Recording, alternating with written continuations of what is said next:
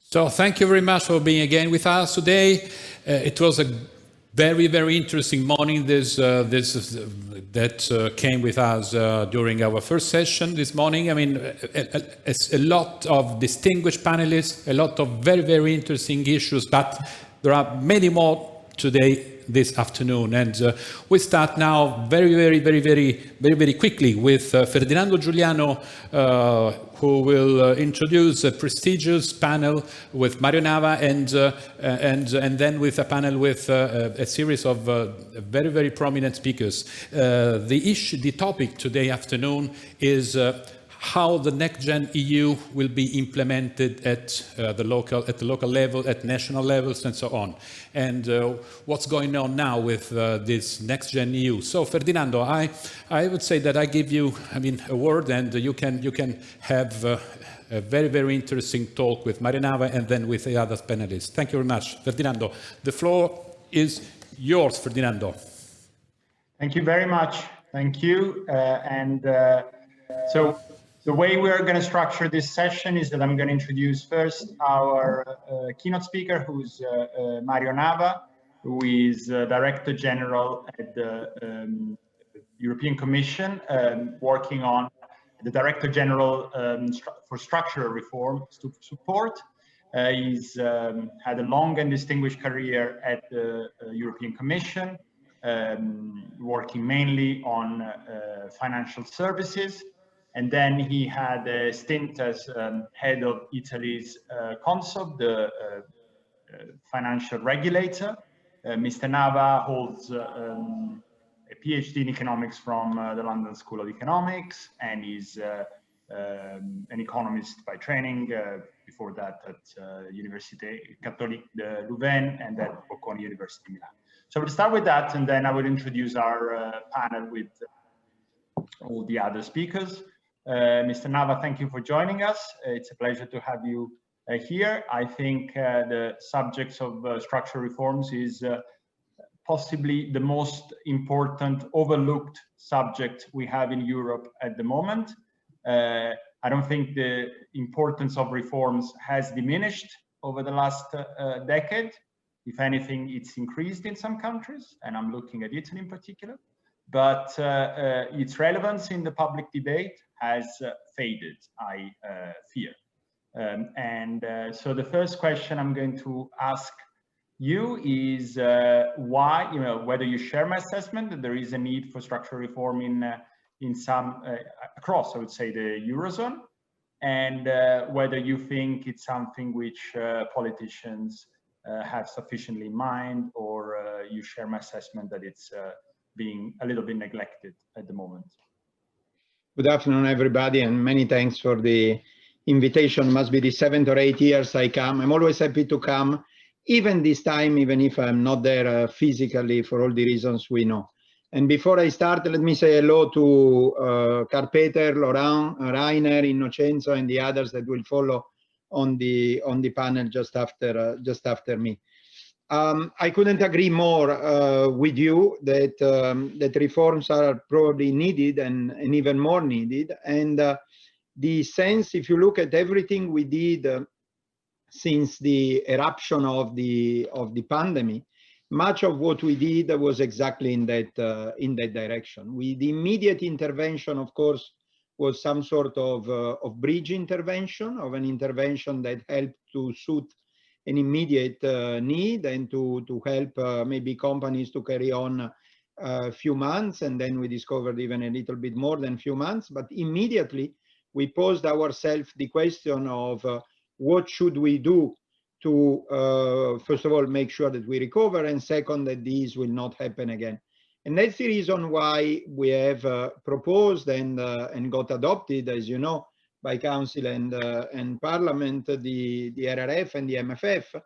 The RRF, let's not forget what it is the Recovery and Resilience Facility. So recovery, because we want to recover from the situation where the COVID has thrown us. Resilience, because we want to make sure that if something similar happens again, and it may happen, there are many hazards around, starting, for example, from climate, SDGs, all of that. So it could happen that there is something equally strong and disruptive, but we want to make sure to be more resilient and to be able to stand more that. And this is exactly the reason why we put up these facilities. The reform are needed, definitely they are. I mean, if you don't do a reform, it's a little bit like when you have an illness that you take a painkiller, which probably helps you in the short term, but does not help you in the longer term. And exactly like in a pandemic, you do little with the painkillers and you look for vaccines and possibly vaccination later. Exactly here, we look for reform. Now, if you allow me, the good thing was that we had prepared these things in advance. Most of the Juncker plan was reform geared, and DG reform was set up by the Commission just before COVID exploded. So DG reform is there since the 1st of January, well before anybody of us knew which type of 2020 we would have walked in. One problem which is in a way never ending in Europe is goes back to the famous Juncker curse, which goes back to the President of the European Commission, former President of the European Commission, who once said, "We know exactly what reforms are needed. The trouble we have is how to be re-elected after we pass them." And we've seen some of that in Europe, some of the governments which undertook structural reforms, think, for example, in Spain or in Portugal, passed ambitious programs of reform, but then did not get re-elected. So, I mean, after some time, for example, in Spain, but in Portugal, they didn't. So my question to you is, do you think the Juncker curse is still valid? I mean, or are you a little bit more hopeful that one can combine reforms with electoral support? Well, I think that it's exactly because of the Juncker course then that something like DG reform was set up in order to help member states to do the reforms. Why reforms often provoke the Juncker course, in spite of being relatively good and ambitious, but often provoke the Juncker course? Because actually one of the things we realize is that when you devise a reform, you need to do something holistic from the beginning till the end. For example, let me give you an example. A public administration decides to go digital, high time, one could say. So let's help the public administration to go digital. If the only thing they do is to have a new digital equipment and rethink the internal processes in a digital way, that is a very typical case of a reform that may provoke lots of resistance. Why? Because, of course, in the moment you go digital and you redo the digital processes, you have immediately a number of people who need upskilling and reskilling as a very minimum, and they probably need to change job. And then you probably need to think in which way to go. So I believe that the reforms are not easy to be carried out. If they were easy, probably they would have been done long ago. But I think that the fact that there is some European support to that, and the fact that we can think from the beginning to the end of that is quite is more reassuring. If you look at the text of the Council of the 21st of July, the one that put forward the RRF, it says very clearly that the help for the administrative help for reform is an administrative help to design, develop, and implement reforms. And I think the three phases need to be stressed, because it's only by making the full circle then probably the reforms has probability to work well.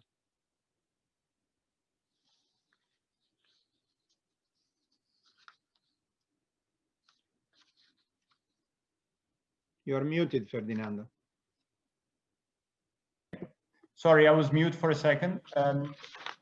So my next question is, there is a lot of talk about rightly about the recovery fund. I think it is a historic, I think we all agree that it's a historic moment for the European Union, but the way it's normally perceived is as free money especially in the case of grants coming to member states.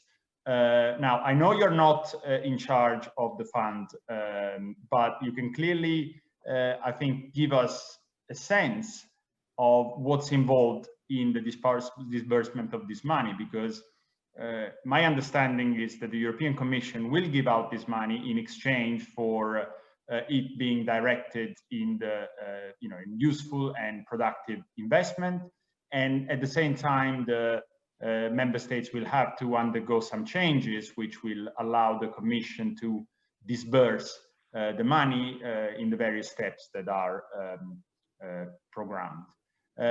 So my question is, do you think this conditionality of this kind will work? Or we are, in a way, the most cynical among us, right, to think that countries will receive the money no matter what they do? So, because basically my fear is we had a model of conditionality which was based around the European Stability Mechanism. Member states didn't seem to like it, and so we moved on to this new approach. But this new approach, which members like, going to actually help to deliver some of the reforms which you care so much about. Thank you very much again. Let me start by making the precisino, as we say in Milan, the one who is very pricky and says, no, it's not that. It's not the recovery fund. I have no clue why on the Italian papers it's called like that. Sometimes on the Italian TV it's even called the recovery fund, which God knows where it comes from, but is the recovery and resilience facility. The difference between a fund and a facility is the same difference that there is between Mario and Marco. They sound similar. They are two completely different persons. You know, the fund is something that pays on cost, certified cost. So in order to get the money of the fund, you need to spend. You spend, you bring a bill, and they'll pay you on the cost. The facility, and you read, so it's not your understanding. Your understanding is completely correct, but your understanding comes from exactly what there is written in the Council Agreement, point 21, 21st of July 2020.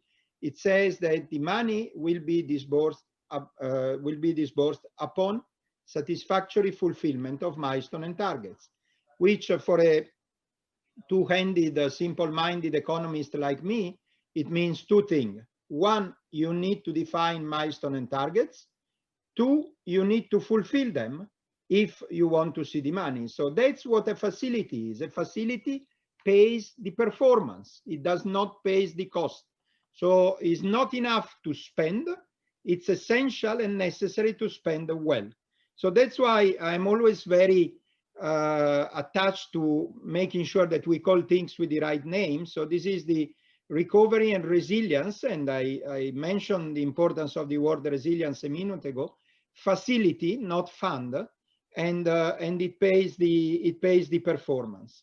So in the moment it pays the performance, as I said, you need two things. One is a good definition of milestone and targets, and that's why in all the national plans there are being milestone and targets defined, which then they will be discussed with the Commission. And then you need a governance system of someone who will say, yes, milestone and targets have been reached, therefore we pay, or no, milestone and targets have not been reached, therefore we cannot pay. If you read the RRF guidance and templates, you see that there is a part where the implementation of the facility is discussed. And in that part where the implementation of the facility is discussed, it said clearly that the member states who want some help, some technical support for the implementation of the fund, they can of course go back to the European Commission and require some support for the implementation of the fund. So I think this is the mechanism. Do I think the mechanism is good? Of course I do.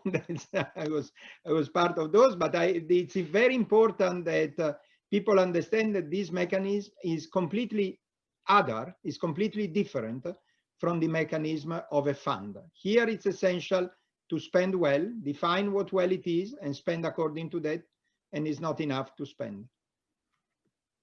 Thank you very much, and I totally accept your correction, and I'm I'm glad to know there is some very deep thinking behind the change in name, because I think at one stage it was called the fund, but now rightly it's called a facility, and we now know why. My final question to you, because we then have to go to the other guests, is just to explain in a practical way what your DG can do to help countries in reforms, and which countries have already asked for your help, and which ones haven't, but you would like perhaps to ask for help?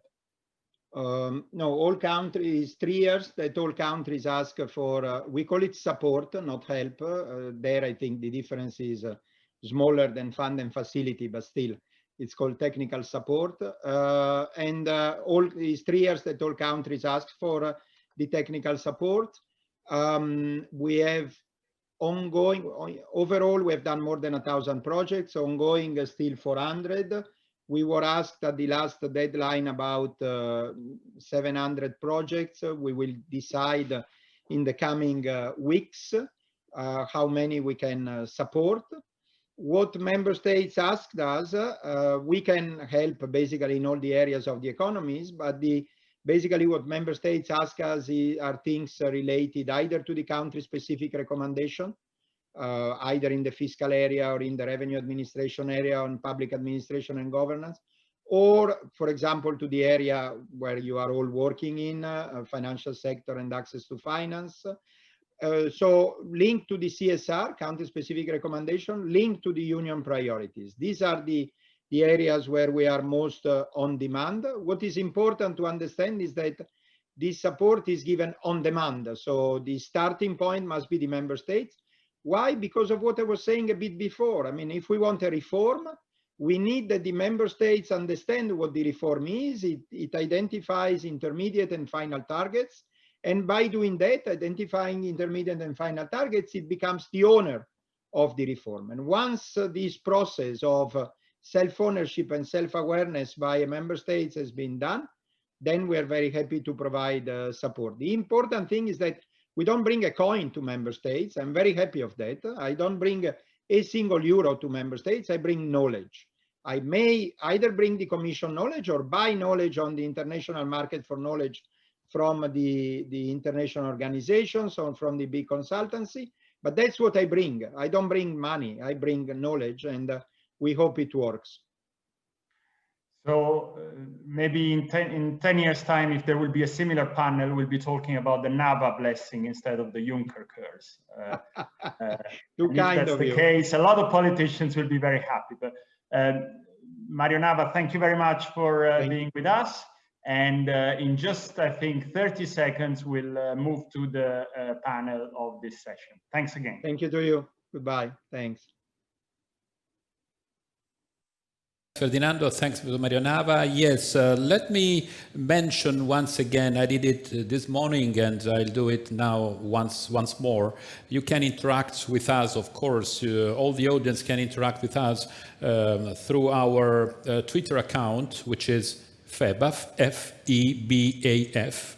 And we also have an hashtag, of course, which is RIF 2020, and that could be helpful because Emanuela, of course, will be more than happy to gather and assemble potential questions for our prestigious panelists. And now I would very quickly turn right to the roundtable that Ferdinando is going to introduce. Ferdinando, the floor is yours once again.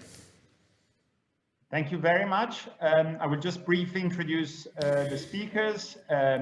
So we have 5 speakers and 40 minutes, a lot to cover, but I'm sure our speakers will be precise and to the point. So we have Andrea Montanino, who's the Chief Economist at Cassa, Depositi, Prestiti, Innocenzo Cipolletta, who's Chairman at AIFI, Eleonora Rizzuto, who's the Founder and President of Aisec, and then Karl-Peter Schackmann-Fallis, who's the Executive Member of the board of DSGV, and Laurent Zilberberg, who's the Director of Institutional European and International Affairs at the Cassa Group. So I will ask all of you to, in the first round, we'll try and do 2 rounds. The first round will be around 20 minutes. I will ask all of you to stick to 4 minutes for your initial answers, and then we'll have hopefully a debate on the most interesting points of the first round. So, Andrea Montanino, my question to you: you work from a fantastic point, from which to observe what's going on with the recovery and resilience facility in Italy, Cassa, Depositi e Prestiti. So my question to you is whether it's going to work, whether a lot of us are anxious to know whether this game changer, which has been out at the European level, is actually going to have meaningful effects for growth in Europe, but in Italy in particular. Thank you, Ferdinando. Hello, everybody. It must work. So I don't think we have other options this time. If we go back to the economic growth we had before this crisis, or between the two crises, say, we will take more than 20 years to go back to the GDP level we had in 2007, that we didn't reach yet, by the way. So the opportunity we have in front is unique, as we all said, and we have to deliver. I think there are three considerations we have to take into account. First of all, whether we'll have a timely disbursement of the resources. It will depend in part of the discussion at the EU level, and a very high political discussion, including the ratification of the national parliaments. But also it will depend whether Italy will be able to present projects that will include all the elements in order to monitor and to set up objectives, milestones, targets that are required. I remember to all of you that in presenting the project, Italy, as any other countries, has to show the impact of each project on GDP, employment, and other key variables. So let's see whether there will be a timely disbursement. Second, let's see whether there will be a spending capacity in Italy. According to the latest data, Italy spent around 40% of the structural fund available for the period 2014-2020. We still have up to 2022 to spend the money.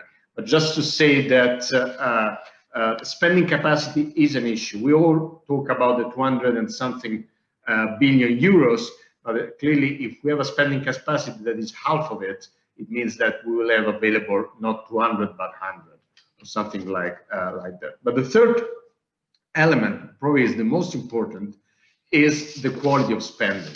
So whether Italy will be able to address the right points. And on this, and I will conclude, I think very important will be the ability of the public administration to understand what Mario Nava said. It's not a fund, but a facility. So you need not only to spend money, but you have to spend money to reach a target, to reach an objective. From what is my experience in the past, usually Italian public administration tend to deliver in terms of spending because this is what it is asked to it, but it's much less important to reach objectives. I think this time we have to change the mindset. It's not just spending money, it's spending for the right thing and with the right target. What worries me, and I conclude, is that we spend money that can have an impact on economic growth in the short term, but will not be a game changer. There will not be a structural change in economic growth in the long term. The recovery facility or fund, as we want to call it, is there to become a game changer. And to do so, it's important to have projects that have the strongest and the largest impact in the long term rather than in the short term. Thank you very much, Andrea Montanino. I'm going to turn to Eleonora Rizzuto, who is representing Aisec, which is the Italian Association for the Development of a Circular Economy. Now, as we know, one of the priorities of the Recovery and Resilience Facility is to boost the transition to more green forms of energy, and clearly the circular economy is one aspect of that.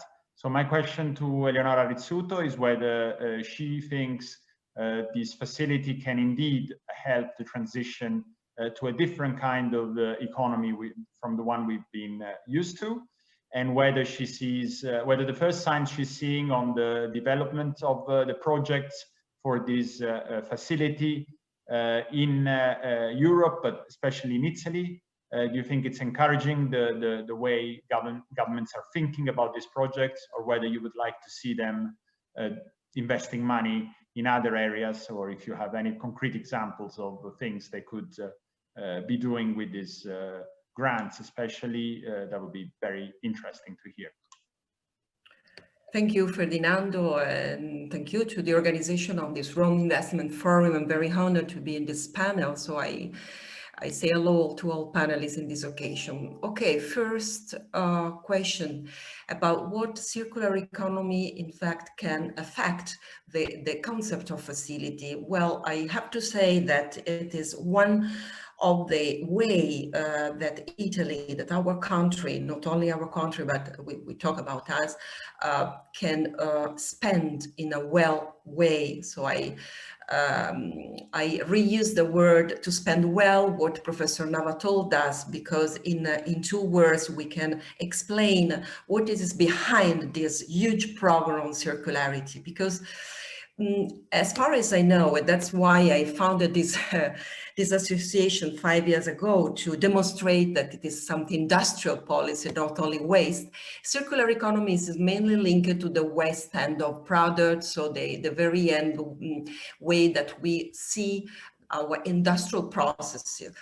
Well, I have to say that it is only one side, because the circularity means, first of all, to think to our whole industrial policy.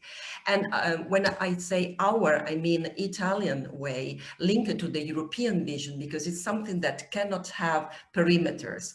So if we refer to the concept that Professor Nava explained to us about the difference between facility and a fund, a financial recovery fund, I have to say that first thing that I think about is that our country has not yet applied a comprehensive national plan on circular economy. At this, it's a very important point, because if we don't adopt a national planning for next year's, I'm sure that all these remain words. So in the phase that we all lived in July for the presentation of project, I personally wrote some ideas and sent to the government about the concept that we have to implement immediately of what we call plans. So real plans to reinforce the capacity, let's say, to increase the capacity of our industries to recycle more, to let our companies easier, not only on plants, but first of all on that, to do a real circular economy, what we call symbiosis, industrial symbiosis. This is another concept linked to facility. If we don't have real plans, we cannot do forward. Another subject is this has been to be accompanied by a simplification in bureaucracy and in the norm asset. Today, there still have some known technologies, what we call that barriers. That means that sometimes we don't have clear laws, clear way to proceed in this direction. And we know that in other countries, things are doing like that. So this is a very good occasion to think about circularity, to try to improve these 2 main assets. Third, and I conclude, is an increasing and improving our investment capacity on technologies, on innovative technologies. Just give an example. When we talk about the way we have to trace our production in order to realize finally this big platform between the material we use and the materials that we don't use anymore and can be sold to other subjects should be traced. So one very common technology is the artificial one, and should be invested more and more to do that in order to do easier of something that we see in our house that is on the table, and we can do it because companies are more and more ready to do and to act in this way. Excellent. Thank you very much. Also, thank you for sticking to the time limit. Now, we've had, in a way, two broad overviews of, you know, on the one hand, the kind of macroeconomic overview, and the second one, more a focus on the role of the fund for transforming our economy in a more sustainable manner. Now, I'm interested in trying to understand the role which the private sector, but also national promotional banks can play in this regard. And so I turn to my next three speakers. I would like to start with Laurent Zilberberg, who's representing Caisse Dépôt, the French national promotional bank. So my question to you, with a focus on France, but more generally in Europe, what is the role that institutions such as yours or Cassa, Depositi e Prestiti in Italy can play in using in a productive and useful manner the money which will be raised through the RRF? Thank you, Ferdinando. If you allow me, I will take my hat of chairman of the European Long-Term Investors Association. So I will speak about more broadly on a European point of view. And first of all, I will agree with what Andrea said. I think that if we think about using the money for coming back to the situation where we were before, we will lose. We will not be able to reach that. We'll do the same mistakes that we did in 1974, 1979, when we thought that oil shocks was just crisis, and just we have to come back to the situation before. And we see that this is not the case. We have to change. We have to evolve from that. And this is why it was very important, the move that Jean-Claude Juncker, the same about the Juncker curse, but the one who did the Juncker plan, created now 6 years ago. What was the basis of that? The basis was to say that because of the crisis of 2008, because of the crisis of 2009, the role of public finance, the role of the national banks and financial institutions have changed, have evolved. And now our role is to make the transition possible for the different economies. And this is where we are right now.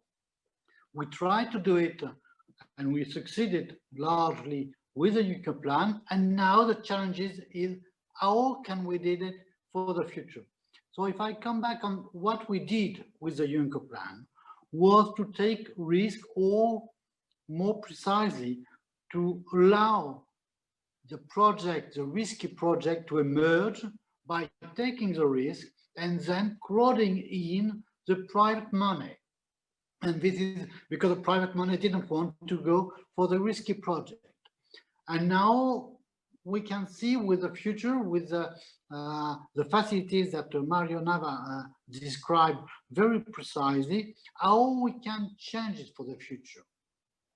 In the past, we financed with COSME, with Innofin, we financed including with common funds like Margaret, and we take this money and we finance very clearly projects on the ground. For InvestEU, there will be two tracks.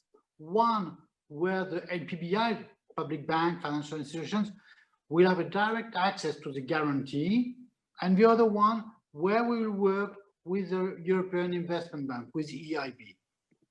On both, we will work for this. We will work to develop the local projects on the ground, small projects, because the small projects, the smaller projects are the more costly. And this is where the public finance has a specific role.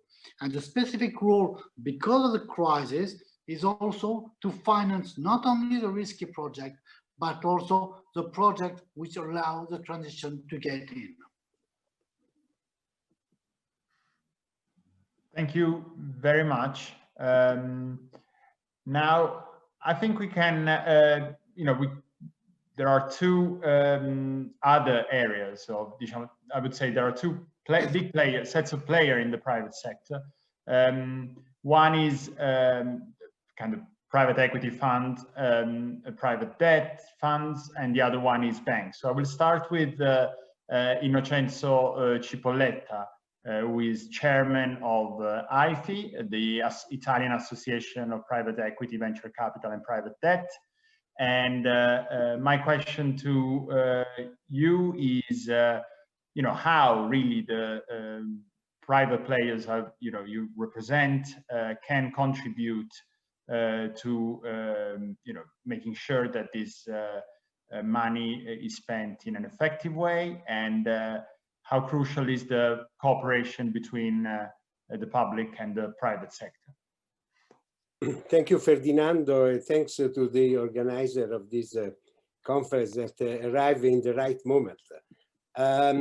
Yes, I think that we are in front of a period of restructuring of many companies. They need to have a large recourse to investment to adopt new technology, to organize the production according the necessity to safeguard of people.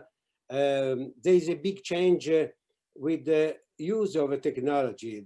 Digitalization is entering our life, and there is also need for an increase of size of our company.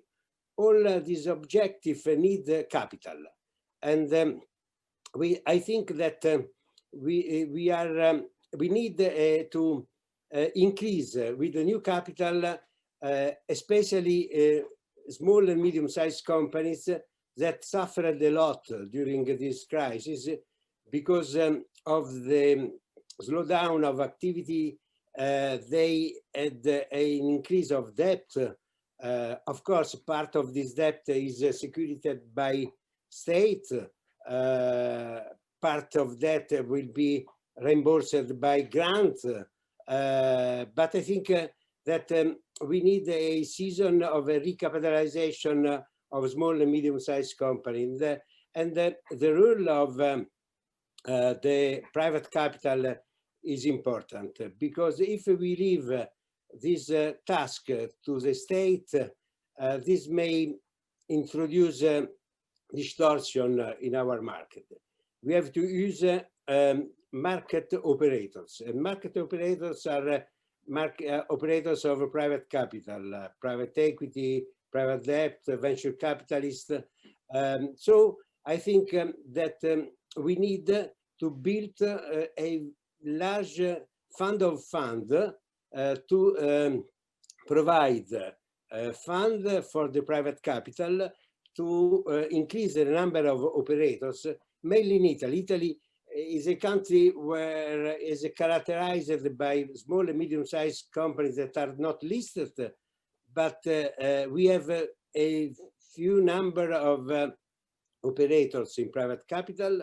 Our industry is relatively small in comparison to other countries, and I think that there is room to increase these operators by using a fund of funds that may attract also a large part of private saving that is very, very high in Italy, but is not invested in companies, invested mainly in bonds, in state bonds, on the other formats. So I think it's important to develop a measure express for a small and medium-sized company. Thank you very much.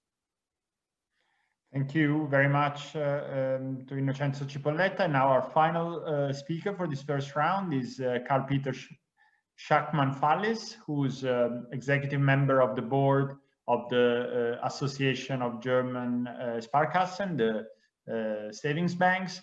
And so my question to you is about the role which banks, and in particular regional banks, can play in helping the recovery.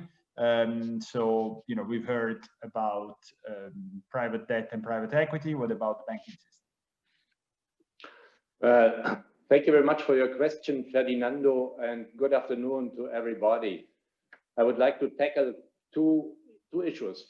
First, to which areas of the economy all these funds should be aimed at or channeled, and second, the role of banks and the banking industry in this project.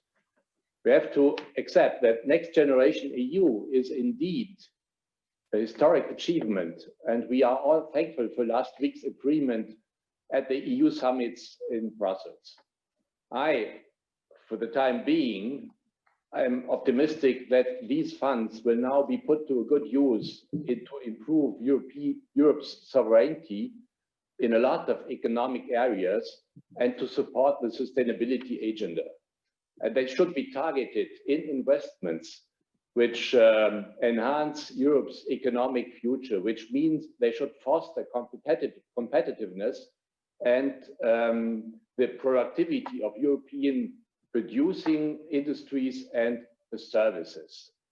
As far as Germany is concerned, the government has decided to channel its share of the Recovery and Resilience Facility, I learned today, into its COVID crisis response, dubbed the Marshall Plan 2, which amounts to 130 billion euros and which was introduced in June.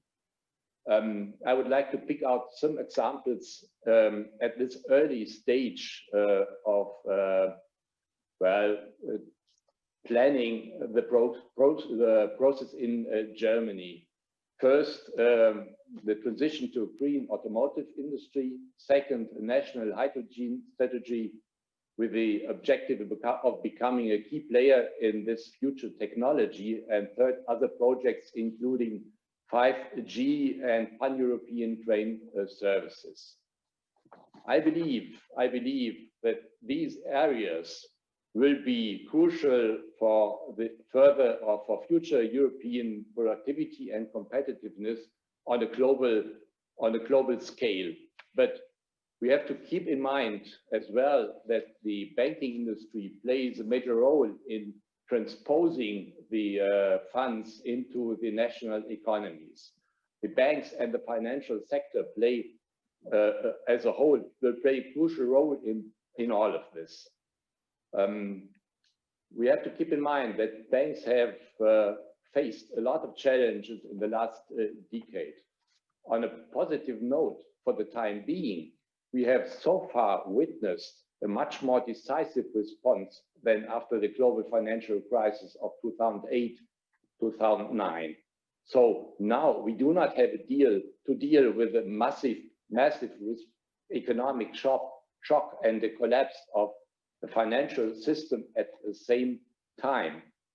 But we now must hold back our desire to return back to normal too fast, too soon. Otherwise, we might still be in for a double economic and financial system shock. While at the outset of the crisis, the financial system was a part of the solution and not of the problem. We should not change this situation. Instead, we should seriously consider introducing further crisis measures. Most importantly, we need a solution for the unavoidable build-up of NPLs, an issue which the Commission seems to be addressing with its NPL action plan, and our Italian colleagues have mentioned several times in a lot of conferences and debates.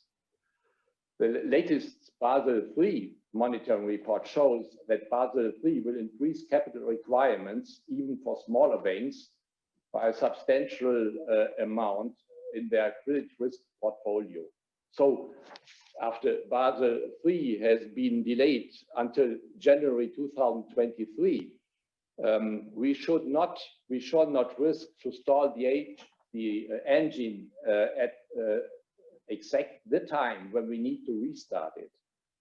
The answer is that we shouldn't do that, and that is why I propose that Basel III should be delayed further until 2024, at least, to allow the whole banking system, and in particular the small and medium-sized banks, which fuel the small and medium-sized enterprises, being essential for the European recovery, to play again this role which they have proven in the future. Thanks.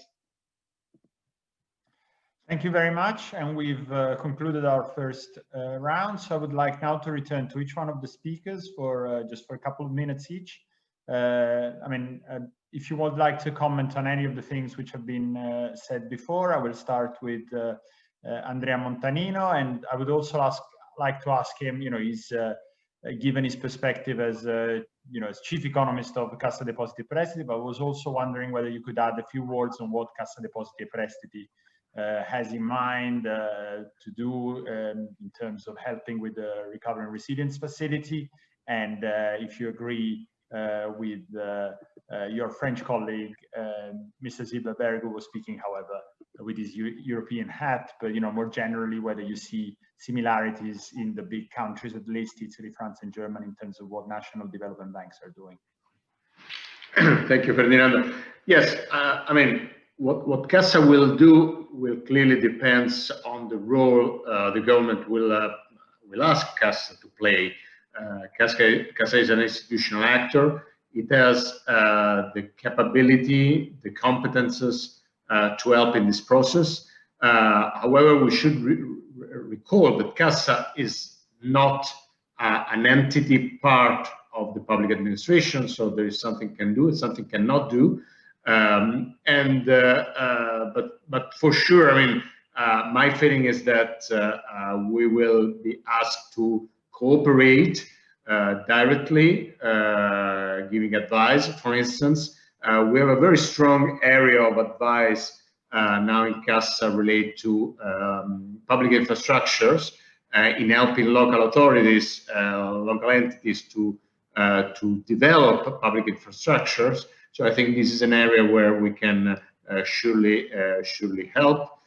We can help in setting up projects of the administrations, and clearly there are all the companies that where Cassa is a shareholder, where can be involved in the project. But I think we all should remember that the money coming from the recovery fund are subject to state aid rules. So everything we will do, public and private sector should comply with the state aid. I think this is an important aspect no one mentioned so far, but I think we have to remember. And therefore, what Enzo Cipolletta said about the role of the private sector, I think is extremely relevant, because what we have to do is to stimulate the private sector to rebuild the capacity after the pandemics and boost investment. We can do whatever we want with public investment, but without the private investment, we will not go anywhere. Excellent, thank you very much. And touching on that, I would like to ask Eleonora Rizzuto. We've spoken a lot about governments, but do you get the impression that private companies are understanding their different role in a different model of running the economy, or is there just a lot? Sometimes I fear there is a lot of greenwashing going on, with companies claiming they're doing things, but then you look at the substance and you wonder how much is there. Yeah, thank you for this question, Ferdinando. In fact, companies are living in a very different way now, this new era, also pressed by our pandemic era characterized, unfortunately, by COVID. They immediately understood that the way to conduct business is something that it is also something concerning one community, the whole community. And this is something that has immediately pushed in a very quick time, so in 2-3 months, to rethink, to redesign the way to understand and to product and to build new networking scenarios. And that's why for my experience of this last 4-5 months, I am the testimony. In fact, I'm dealing not only with the association I represent, but also with other companies where I'm working in sustainability matters. The strong will and wish to exit completely, definitely, by what we call greenwashing, as correctly you told. There are so many ways to do that. The one is to be more present in the governance table where the facts are really happening. The second is to also do questions and precise questions and pose their business plan as real things to the financial sector. That means that if we talk about, for instance, of the Agenda 2030, where there is one goal in particular, the number 12, which tell us how to product and consume in a responsible way. The third big pillar of this new way of the production sector is the finance one. So companies are more and more investing in this new scenario, understanding better that to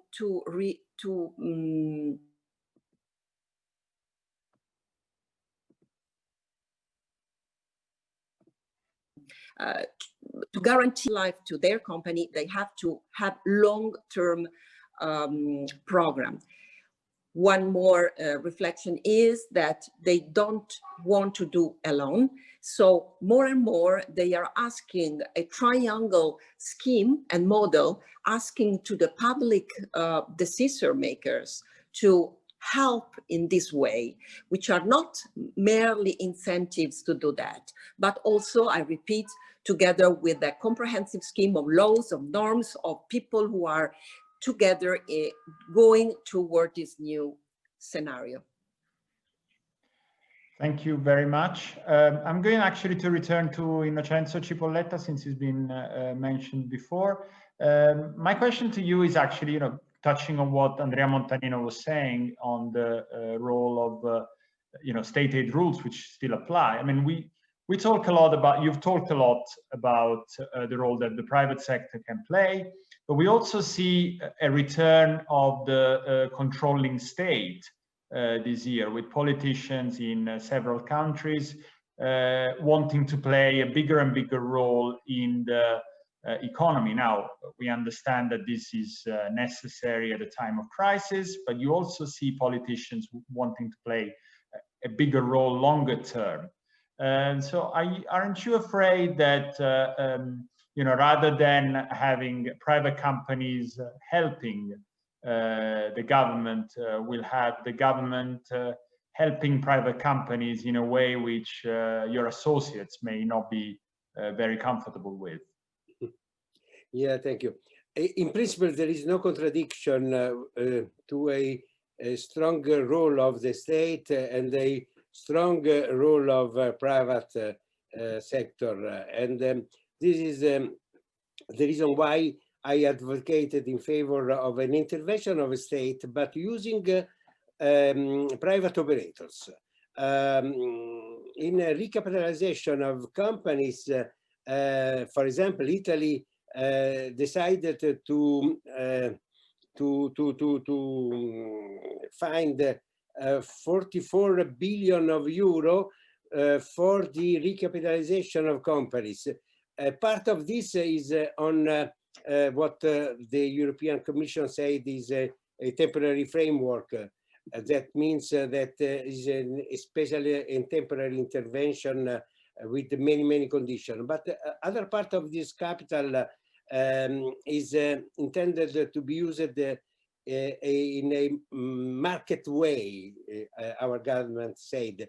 I don't understand very well what market way means, but if we leave to the state to decide which kind of company needs capitalization, I think this is not the role of the state. And that's the reason why I think that a large part of this capital may be used to finance private operator that may finance companies. This is, in my opinion, a right way to intervene, avoiding a distortion in the market. Of course, we will have in the future a period of strong intervention of the state, and this is welcomed in the sense that we are in a very profound recession. But the state have to understand that if he will act alone, after the resilience of the economy will not be enough, because resilience means that a large part of companies and people in Italy may act by themselves directly and not without the aid of the state.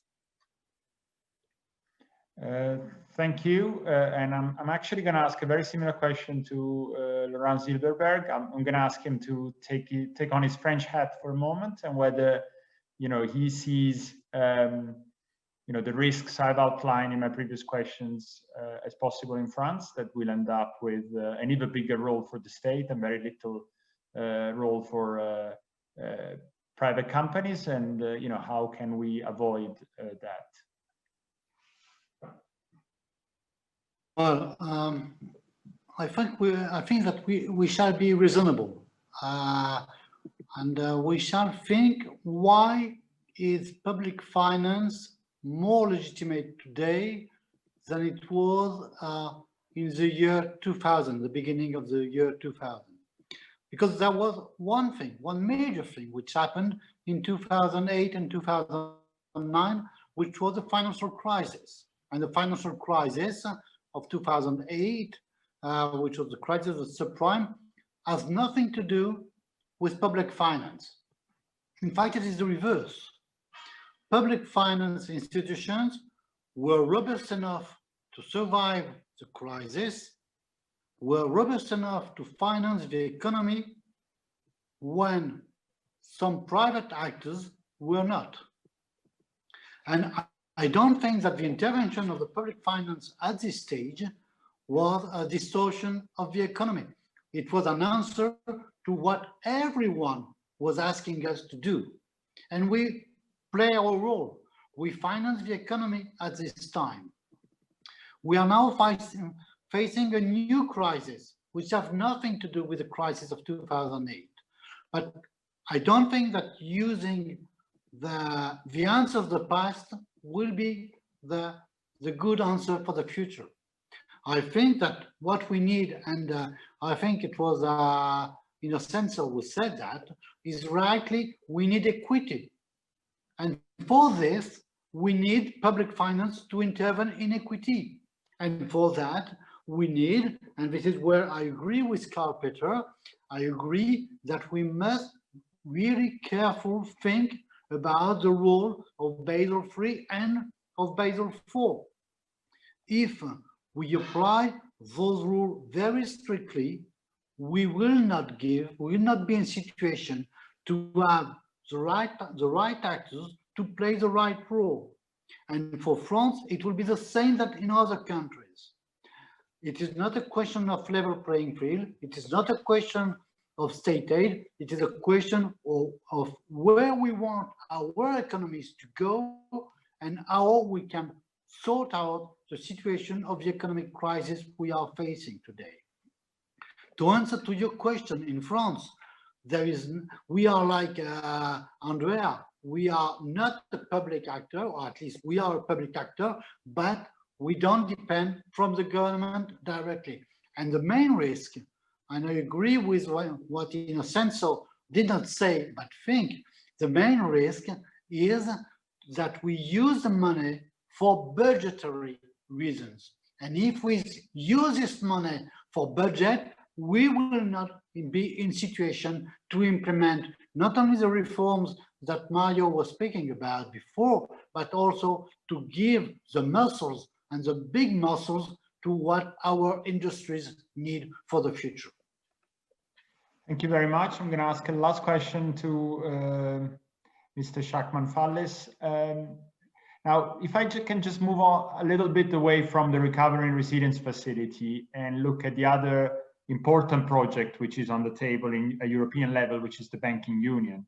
I was wondering whether you could comment on this project, whether we know that Pascal Dono, head of the Eurogroup, would like to relaunch it next year.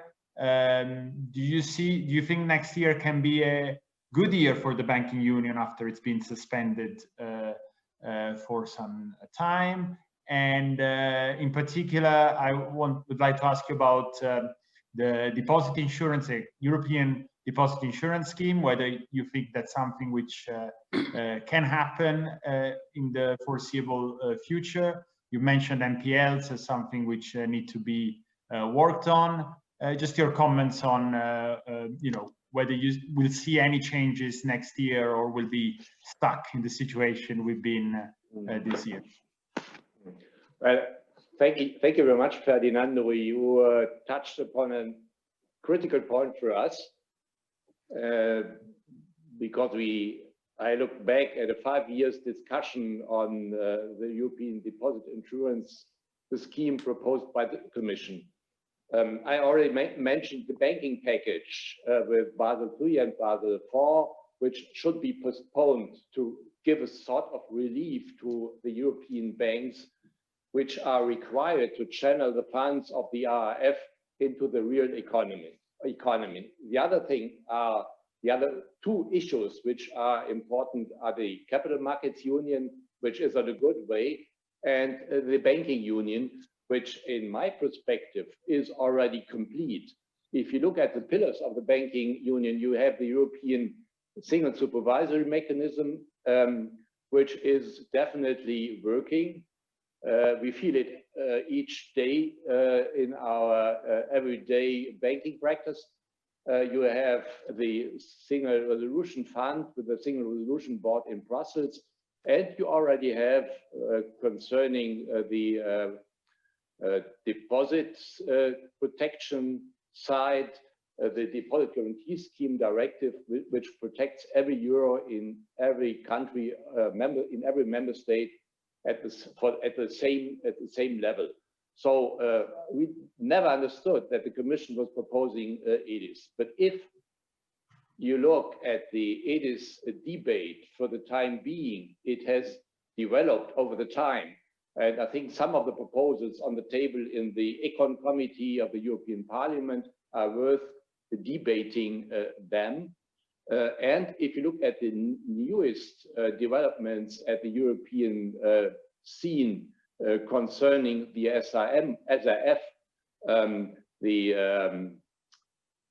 reform of the fund which Klaus Regling is heading as a chairman, the ESM provides for sort of fiscal or semi-fiscal backstop for the SRF. So if the SRF is applied to banks, it has just been applied in one case, the Banco Popular case in Spain. If it would be applied to a bank, we would never need some sort of EDIS or European deposit scheme beyond the existing national schemes. So in my opinion, it will be the conclusion of next year's debate on the Banking Union that we should be looking at it from another perspective. And if the Commission would draw back its EDIS proposal and reopen debate, I think it would be much more productive, or it would be much more challenging start or ground for coming to a sort of compromise on on what should be done for protecting Europeans' depositors. Okay. Thank you very much, and thank you to all our speakers for this very interesting panel. So thank you Innocenzo Cipolletta, Andrea Montanino, Eleonora Rizzuto, Karl-Peter Schackmann-Fallis, and Laurent Zilberberg. And thank you very much from myself, Ferdinando Giuliano, and back to you in the studio. Thanks for having us, and have a good rest of the afternoon. Thank you very much, Ferdinando. Thank you very much to all our speakers. The time is it's really tight, and Emanuela had gathered some questions, but unfortunately there is no time to Unfortunately, pose. for our listeners and for our participants, we had lots of questions. So thanks to you who sent us questions via Twitter, via LinkedIn and WhatsApp and other networks. We will, of course, eventually challenge them and challenge our speakers and send them to them directly. Maybe next year we will have time. I'm sure that all the topics will be discussed also for 2021. But Gianni, time is short. Do you have something to tell us about FIBA Friends? Just that we are going to see each other in about 8 minutes. Maybe there is enough time to stay tuned and to give a look at our statements on behalf of our FIBA Friends team. So maybe if you stay tuned, please give a look, and we will see each other in about 7.5 minutes. So thank you for being with us, and the CMU is waiting for us. Thank you very much.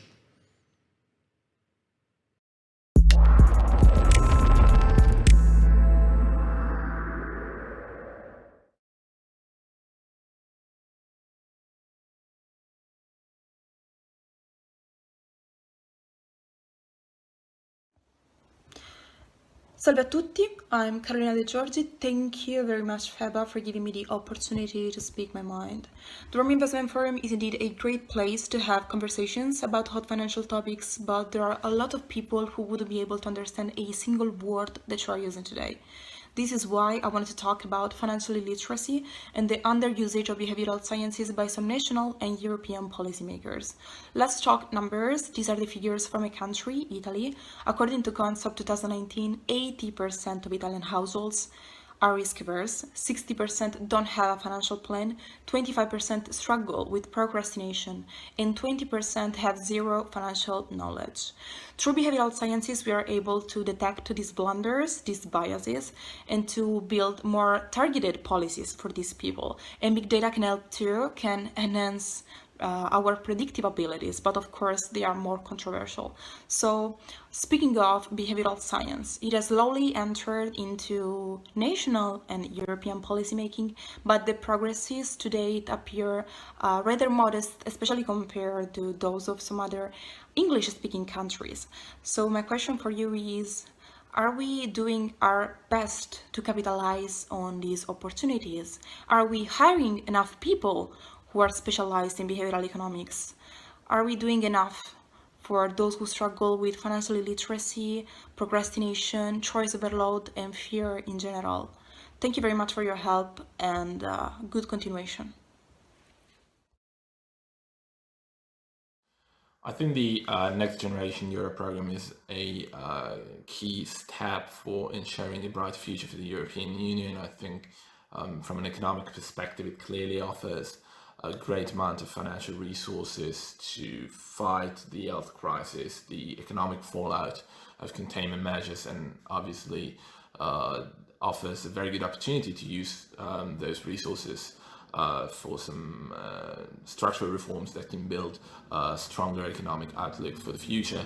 And as a young European who firmly believes in a more integrated European Union, I'm happy to see those ideas of burden sharing, of common debt instruments, some first steps in the direction of common fiscal policy are all making the way into the EU leaders' decision-making process. And I think it's important for us as a young generation to make our voice heard, to make sure this is not just a one-off initiative, but the start of a new path for integration and common policies that can bring new hope for a stronger European Union, both economically and politically. My name is Erika Pepe and I work at the International Institute for Strategic Studies in London. Next Generation EU is the new European Union's temporary instrument, which is designed to raise unprecedented 750 billion euros on the capital markets to boost the recovery. But also, it has the ambition to drive transformational change and make our economies more resilient and sustainable. At the heart of Next Generation EU, there is the Recovery and Resilience Facility, which will provide loans and grants in support for the immediate economic recovery, but also for long-term sustainable growth, encouraging member states to invest in green, digitalization, and human capital. This is an historical moment for the EU, and in 5 years I believe that the European Union will have more flexible instruments and mechanisms in place to address uncertainties and foreseen needs. In my opinion, the steps that have been undertaken now towards a green and digital transformation of Europe will have tangible benefits for the European economy in the future. As a young European citizen, I believe that I can contribute to the change and turn the current economic crisis in a long-term opportunity and help overcoming national particularisms, spreading Europe's democratic values, and achieve also a more digital and green Europe. In this dramatic COVID pandemic scenario, European institutions are working to support the economic recovery through significant financial measures, including Next Generation EU. NextGen could play a key role in boosting entrepreneurship and strengthen the business sector.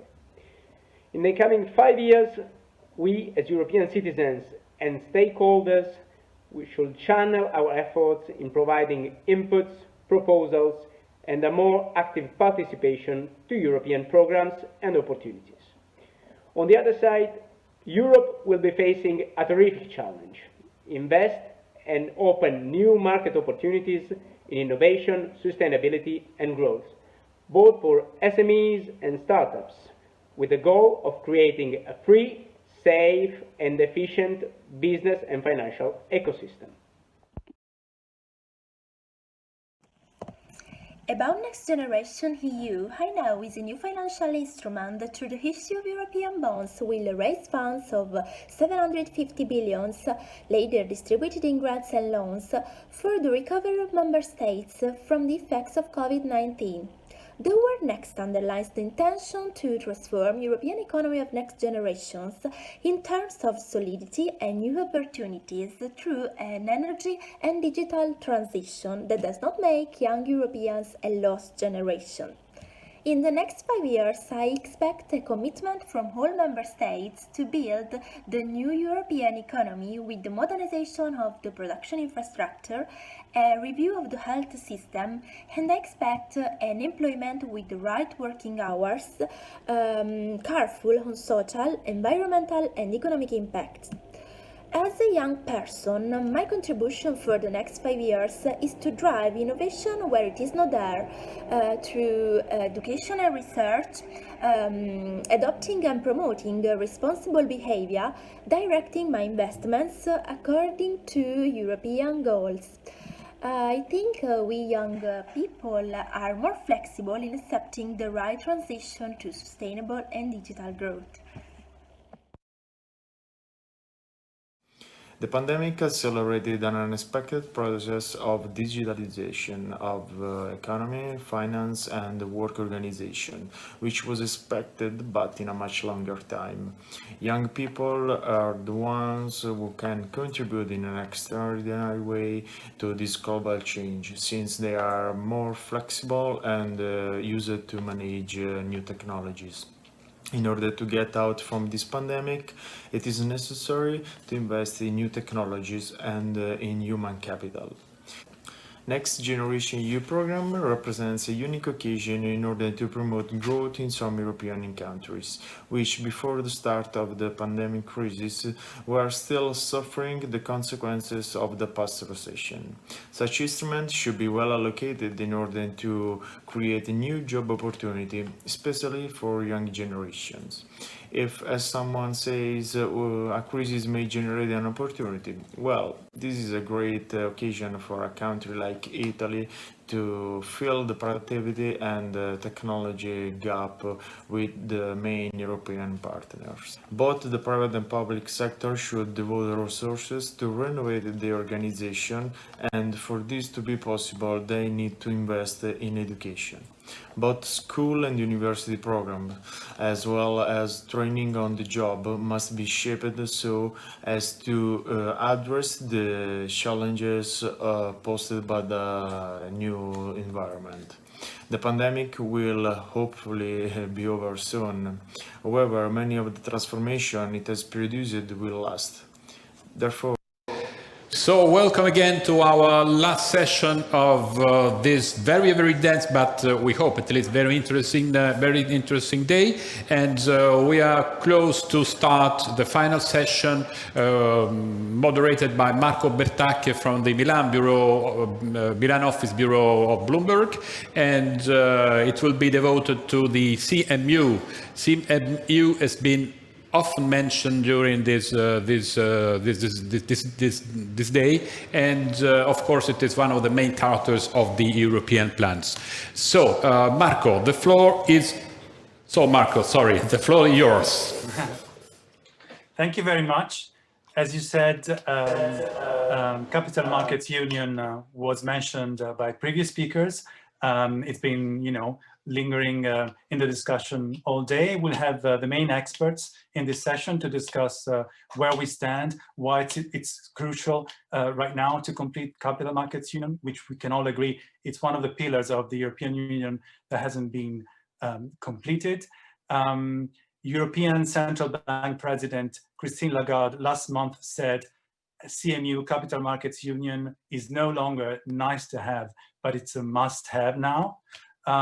So before going to the panelists, we asked Irene Tinagli, who's the chair of the Economic and Monetary Affairs Committee of the EU Parliament, where we stand right now. There's been an action plan by the European Commission, endorsed by the Council. It's a crucial time because obviously we're organizing the financing of the recovery. So what are the next steps? What's important right now to complete CMU for the recovery, for digital and green transformation, and where Brexit falls and can impact CMU. Let's hear from Ms. Tinagli. Good afternoon. Thank you very much for inviting me to this debate. I hope the discussion will be fruitful, constructive, and I'm happy to contribute with this short message. Today's event takes place in a very special moment for the European Union and for our country. Trial negotiations over the recovery facility among Parliament, Council and the Commission will come hopefully to an end in the next few days, and the countries will be then able to start their national recovery plans. A crucial step towards strengthening our union and our single market to make sure that the recovery is really indeed bringing a more resilient economy, more sustainable and more digital. We need, of course, to generate massive flow of investment. Public, of course, but especially private investment. In July, the Commission proposed some targeted amendments to MiFID II, to prospectus and the securitization regulation. And in the European Parliament, we made sure that we could move on swiftly this legislation. And last week, I chaired 3 concluding trialogues on all these files. And so we have finalized the entire chapter. Now we need concrete new steps to advance the Capital Markets Union, because the reliance on the banking sector exclusively, we know, it's neither possible nor recommendable. So we need to expand sources of capital available to businesses, particularly to smaller ones and startups, by pushing towards a more integrated capital market union. Since the first action plan in 2015, much has been done, but still many progresses still have to be made. And the call for a greater integration of capital markets is actually not only renewed, but made even more urgent by the coronavirus crisis. The recovery strategy that has been set out by the Commission and discussed by the co-legislators in Europe builds the recovery on two main pillars, the green and the digital transformation. On these two aspects, both of them, the Capital Markets Union will have to play a crucial role. Think about the green transition, for example. According to Commission's estimate, 350 billion euros per year in extra investment are needed to achieve the climate and energy targets that are set for 2030. This, of course, requires heavy public investment, but the transition can only be successful if the private sector is involved as well. To that end, we need to direct more investments towards sustainable ones. For sure, the taxonomy regulation is a fundamental achievement that once it will be fully implemented will play a key role in aligning the incentives towards genuine greener investments. And we need in general more transparency, symmetry of information and disclosure to make sure that the financial sector meets its own new legal obligation under the European regulations, and also to make sure that the investors can rely on clear and consistent information. And in this regard, both the disclosure and the taxonomy regulations are important milestones, but I also think that it's time to, complete the picture by tackling the non-financial reporting directive as well. On the other side, on the digital transformation, we have to say that the Capital Markets Union can be both a tool, by directing investments towards more innovating firms, but also a clear beneficiary. Digitalization can truly change the financial markets by providing more efficient capital allocation, expanding financing opportunities, and by making markets more liquid, so greater efficiency in the markets.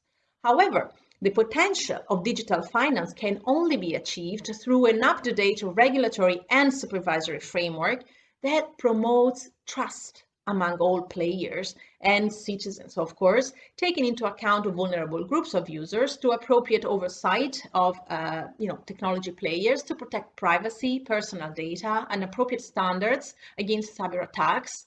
Without trust, we will never be able to really build a CMU. European institutions are, of course, already working on digital finance, so we've seen progresses in this month. In October, the Parliament approved an important report on this topic. The European Central Bank presented a report on the digital euro, which represents a huge innovative potential worldwide.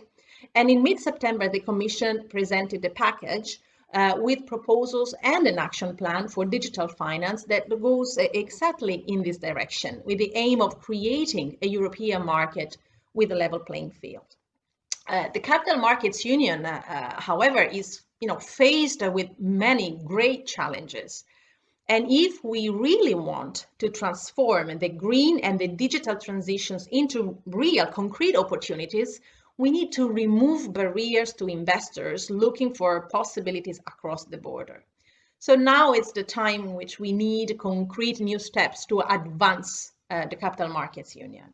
The Econ Committee is working a lot on this. We approved the report highlighting the priorities for the Parliament, and we believe that the approach needs to be horizontal and cover all the aspects from insolvency regimes, taxation procedure, contract law, civic procedure, and many other aspects. And we believe that the new action plan put forward by the Commission, which is composed of 16 legislative proposals, is a right step in this direction. However, let me just add one thing. We cannot forget that there is a fundamental missing piece for the right functioning of the capital markets in Europe. Indeed, I believe that a true and genuine European safe asset is needed. Today, we can say that this asset should be built, of course, on the experience of the massive issuance of bonds that we will see in the next months coming from the Commission on Financial Markets for funding the Recovery and Resilience Fund. And this tool will be necessary for the creation of an integrated, deep and liquid European market, which could serve as a euro area pricing benchmark for the evaluation of bonds, equities and other assets, and also as a collateral across the euro area. So I really, believe it would be a central piece of the capital markets union. So I think it's the right time to start talking, to talk again about this issue that has been abandoned a little bit along the way. So, I really believe that the discussion like the one that you are promoting and you are about to have today can help move forward initiatives for strengthening our capital markets and can help also, paving the way for the future of the capital markets union. So thank you again for inviting me, for promoting this debate, and I wish you a very productive day.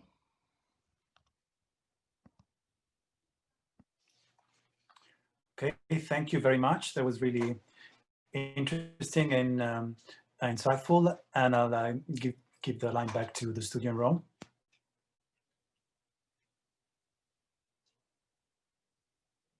Mention again that we will be more than pleased to pose some questions to speakers thanks to our Twitter platform. So once again, FEBAF is our Twitter account, and hashtag RIF 2020 is our hashtag. So there will be Franco, of course, now who's with me in the studio, who will be more than happy to try to collect and try to propose questions. So Marco, I give you the floor again, so you can moderate this last and very, very distinguished panel. Thanks. Thank you very much. So I have the pleasure of introducing the next speakers in this panel on Capital Markets Union. We have Marcel Haag, Director of Horizontal Policies of the European Commission DG FISMA, Financial Stability, Financial Services and Capital Markets Union. We have Andrea Fazzoni, General Manager of AIFI, the Italian Association of Private Equity and Venture Capital. Professor Rainer Masera, Dean of the Business School, Guglielmo Marconi University. Jacqueline Mills, Head of the Advocacy Association for Financial Markets in Europe. And David Wright, who is the chairman of EURIFI, the European think tank dedicated to financial services. I would actually like to start a first round with Mr. Wright, who was a member, a distinguished member of the experts group that designed Capital Markets Union, and can really give us an insight of why it is so important right now to complete CMU. And we would like to see if the stars are aligned in a political point of view. Is politics, are member states lining up behind this project or not? Well, thank you very much, Chairman, and thank you to the Rome Investment Forum, AFME and Bloomberg, to participate in this distinguished panel. Like everyone else, I'm sure we all wish we were in Rome, but so be it. Rome is still virtually the most beautiful city in the world. A few remarks, if I may, just to perhaps get the debate going. First of all, I think, as has been said, I think there's a great deal of convergence, technical convergence of what has to be done to build European capital markets, including many reports which said more or less the same thing. The high-level forum one, which I worked on, has been a kernel of, I think, hopefully inspiration to the Commission as it's brought forward its recent action plan. As Irene has said very clearly, there's a widespread recognition everywhere that the European Union's post-COVID recovery will simply be slower unless we have capital markets working more efficiently, we will not be able to develop all European sustainable development, digital, long-term infrastructure spending, or create one of the great weaknesses of Europe, a much more dynamic, small and medium-sized enterprise sector, unless our capital markets work better. And therefore, what this is really about is growth. It's about dynamic markets. It's about risk spreading. It's a complement. It doesn't compete with banking union. It's a complement to banking union. It's about helping retail investors gain access to healthy financial markets. It's also about building a European post-Brexit capacity and bringing together the synergies of banking, insurance, and other market participants. And I very much agree with what Irene said about the single European asset, which has to be a logical consequence of where we're going. We have to break down barriers. That's what this is about, the single market. We have to break down barriers just as we did with the 1992 program with Jacques Delors, just as what is being argued about now in the Brexit discussions. We have to get capital flowing around the union, seeking the best returns, seeking the best markets in whatever sector we're talking about. Now, where are the politics today?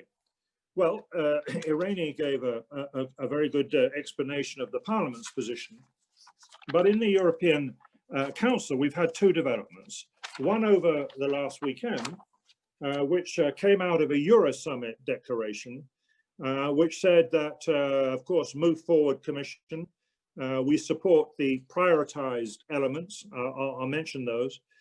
And we will review progress in June 2021. So that's the European Council at the Euro Summit level. Surprising it wasn't the whole of the European Council, and maybe that was just for practical reasons. But basically, we've got a June 2021 review.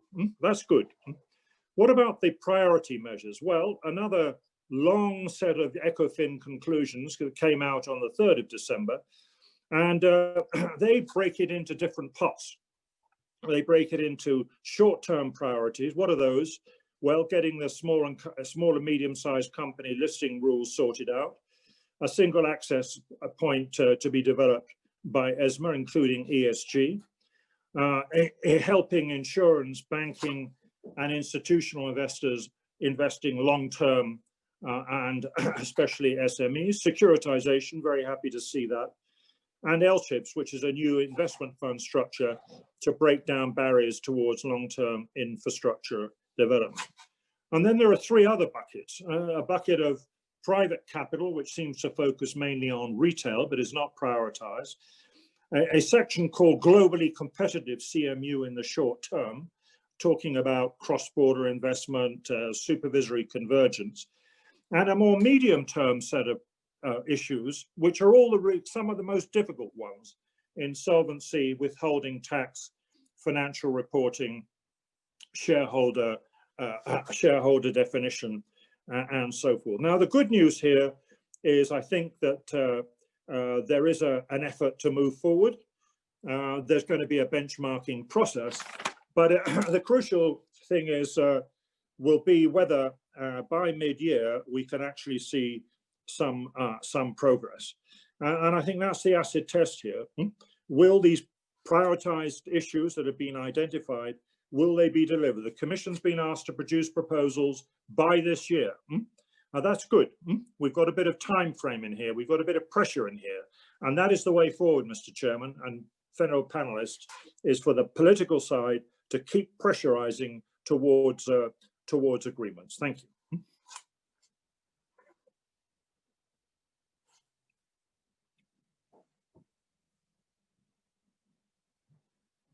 Are you on? Marco, is your mic working? Yes, now. No, yes, Marco. It is. Okay. Okay, so let's go to Mr. Marcel Haag, who's the Director of Horizontal Policies for the DG FISMA, a European Commission. Let's see what the perspective, is from the European Commission, if he shares the view of Mr. Wright, and what the discussion with member states can be in the next few months. Please. Yeah, thank you very much, and thank you for having me on this panel. It's a pleasure and an honor to be with you this afternoon. I think Irene Tinagli said it very clearly.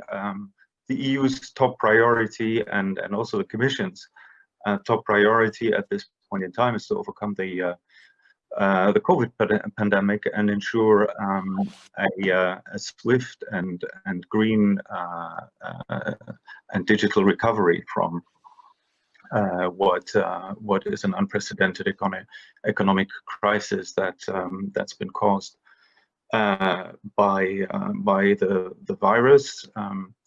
COVID-19 is leaving a heavy imprint on the economy, on EU companies, and makes terms access to funding more urgent than ever.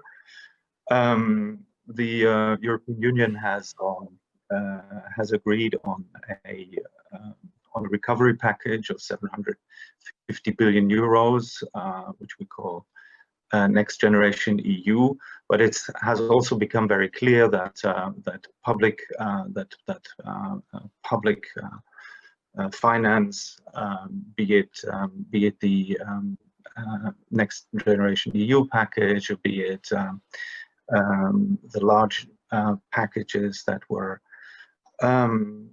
implemented at national level, are not sufficient, and that we need a massive mobilization of private capital across the EU to finance the investment needs of the recovery. And that makes and that has drawn the attention to the Capital Markets Union, and makes the Capital Markets Union even more important and urgent. So the need for a fast recovery is an opportunity for making progress on the Capital Markets Union, and we see that the importance of Capital Markets Union is very widely recognized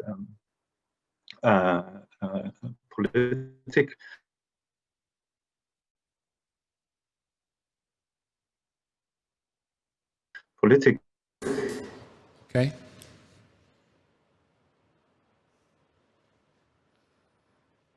Mr. Ragg? And we are working on that. Yeah. Can you hear me?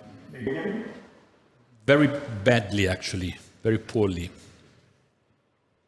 Can you try now? Yeah. Can you hear me now? Yes. Maybe if I remove my video.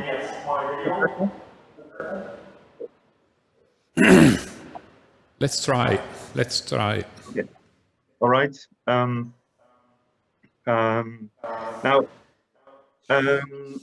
we have made, as Ms. Tinaglia already mentioned, we have proposed 16 actions that in our new Capital Markets Union action plan, which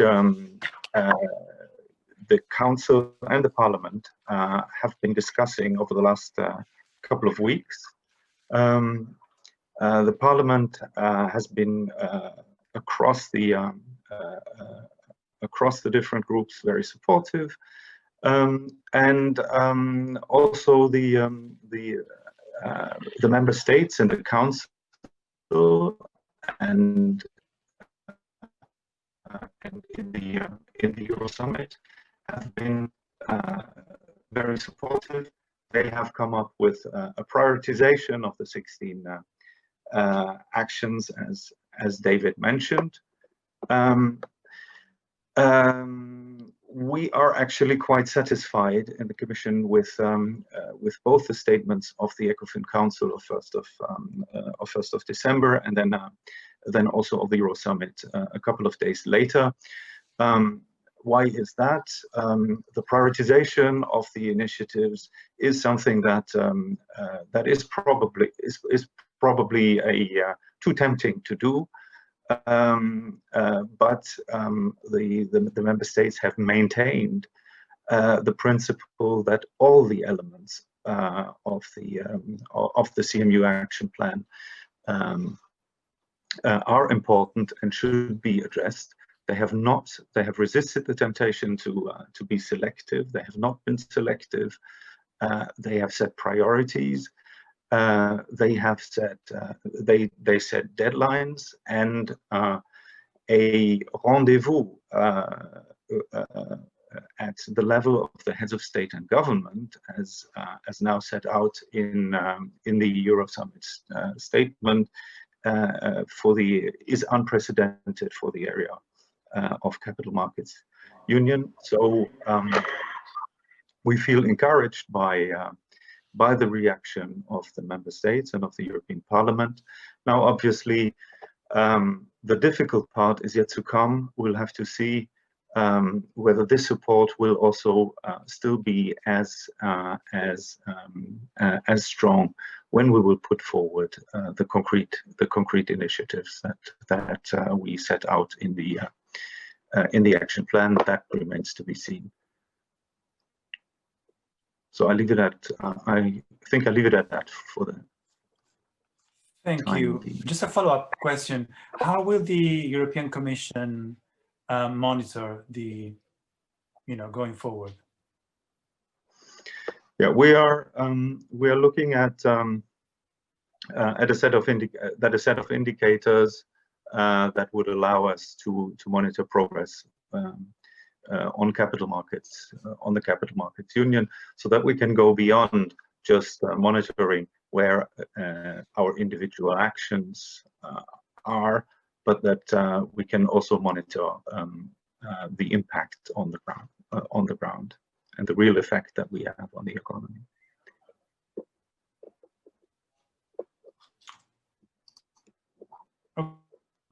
Okay, and there's this deadline, which is the next date to look at, right? Yes, that's well, the next rendezvous, which will allow us to take stock, will be in the middle of next year. Okay. So I'm going to move to the next speaker, Jacqueline Mills, of the head of the Advocacy Group Association for Financial Markets in Europe. I don't know if you had the pleasure of listening to our speakers earlier in the day. I was pretty impressed with what Mr. Daniel Gross said earlier.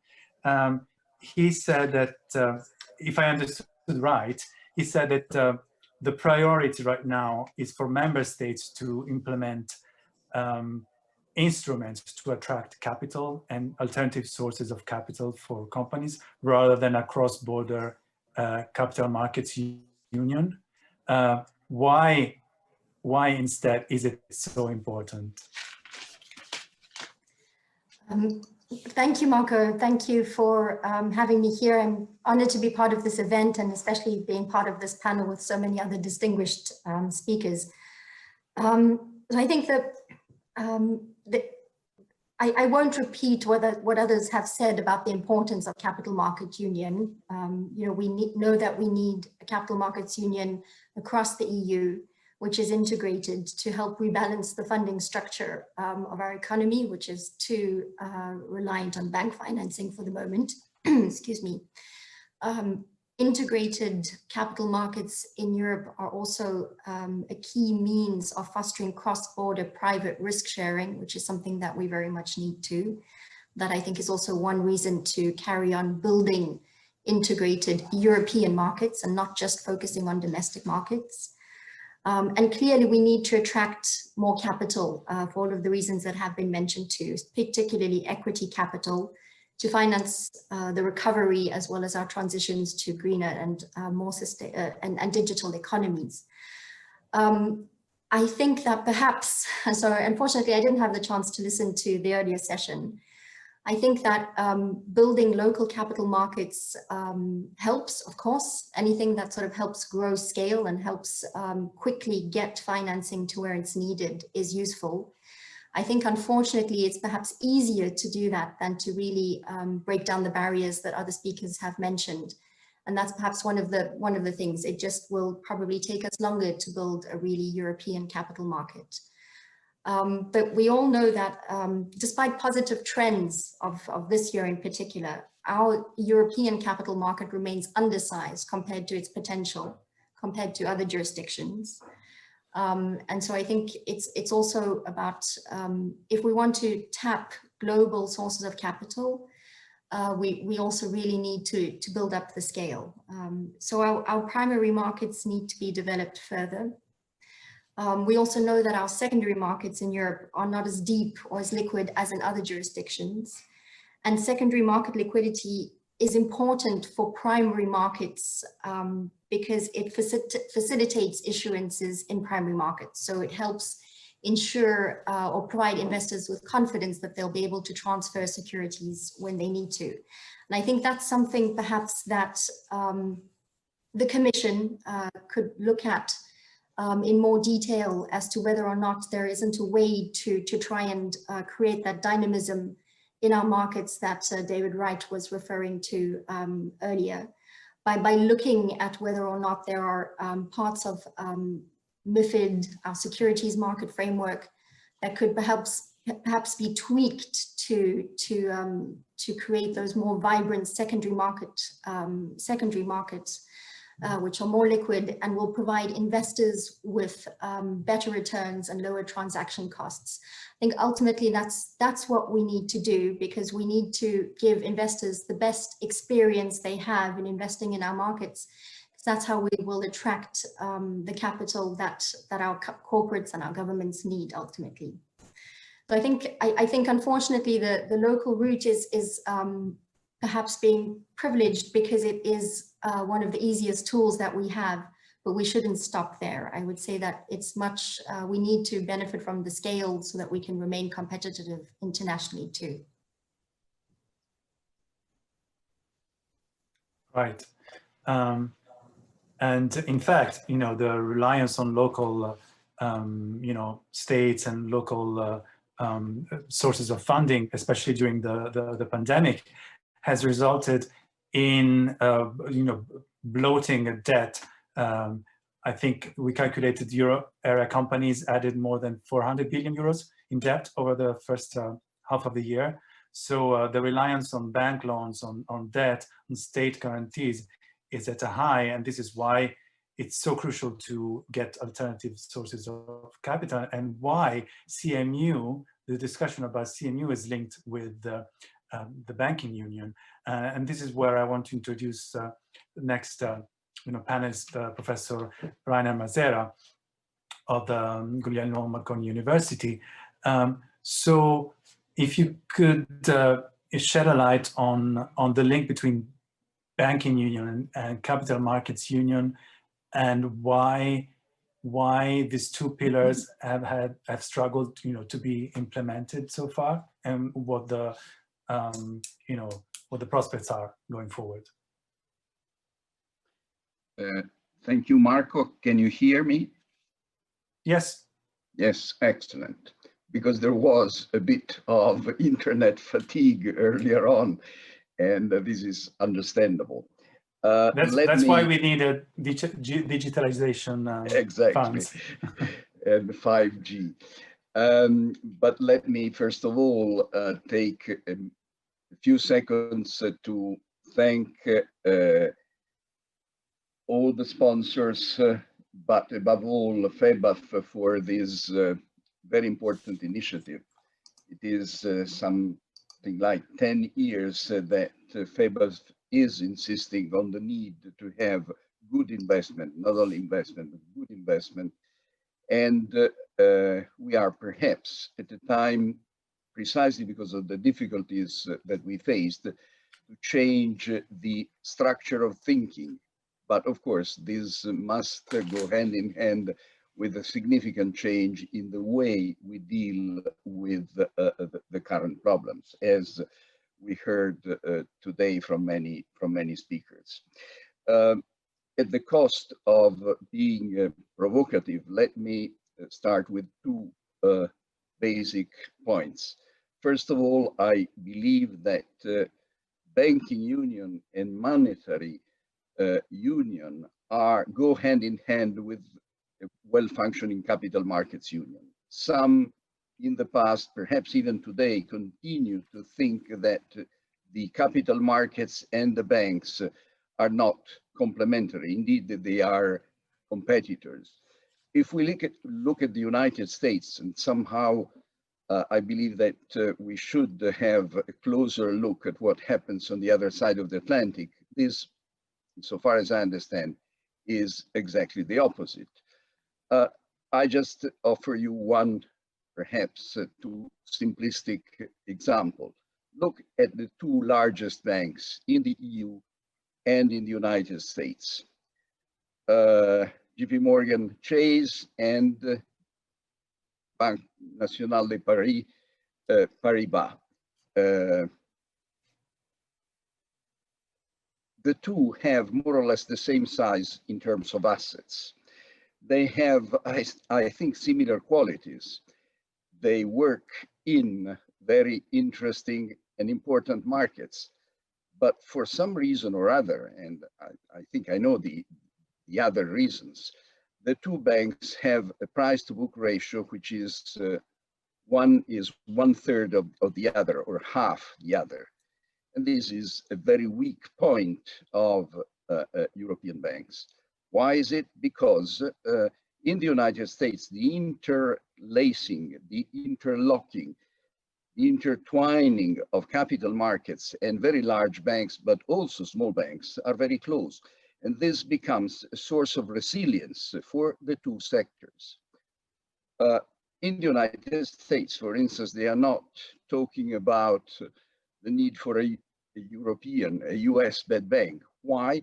Mainly because in the United States, capital markets and shadow banking are fulfilling this role, while this does not happen in Europe.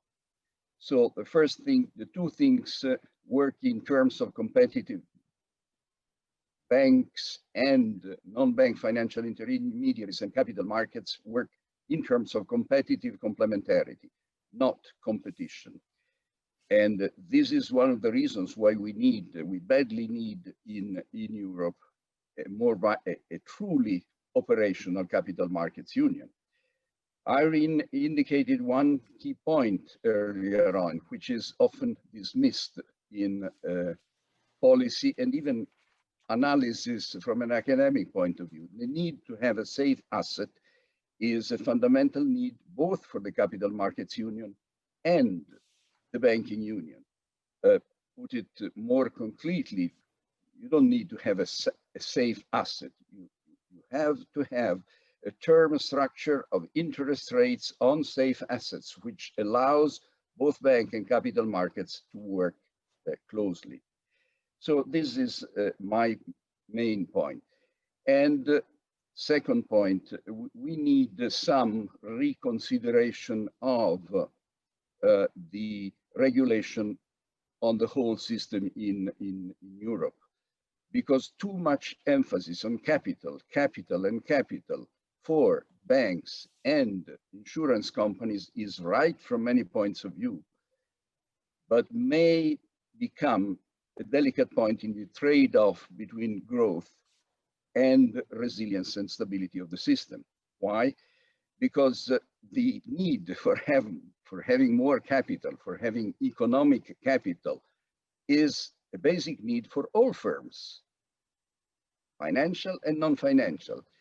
And in a way, what we are doing now is to provide the strong incentives for non-banking financial and other operators to lower and lower their capital ratios, because interest rates are very low, indeed even negative, and because they don't have any significant constraints in terms of capital requirements. Even fiscal incentives work in the same direction.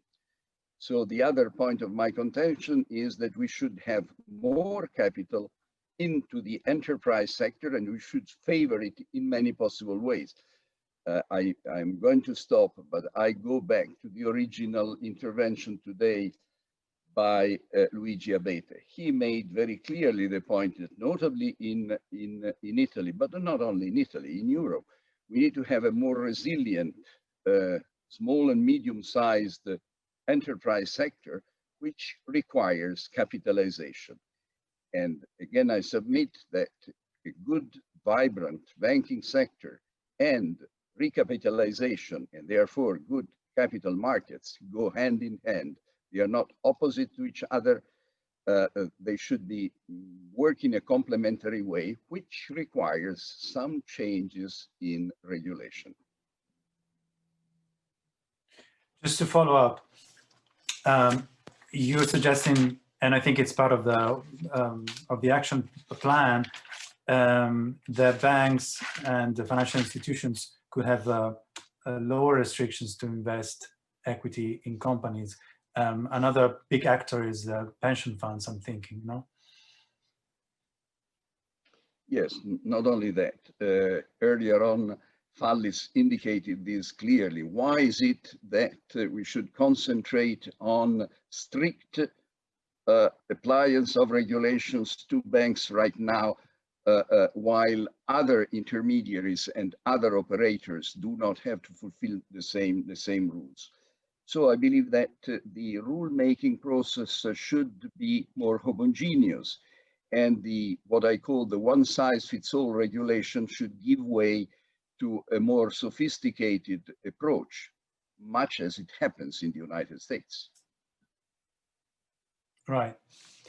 I'm going to move to next speaker, Anna Gervasoni from the AIFI, Private Equity and Venture Capital Association in Italy. It's all very interesting what we just said with Professor Masera. From your perspective, what are the new instruments, especially looking at the Italian market, to channel private capital to support corporates and SMEs? Is enough being done? What would you like to be, prioritized? Thank you very much. Good afternoon.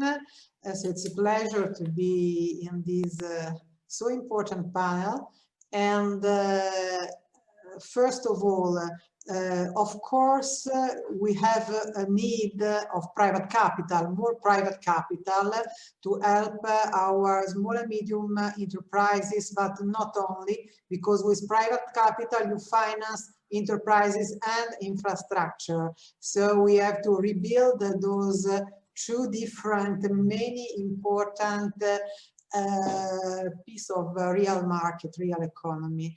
And the role of private equity, venture capital and private debt is to finance those companies, first of all, but to do that we need money, we too.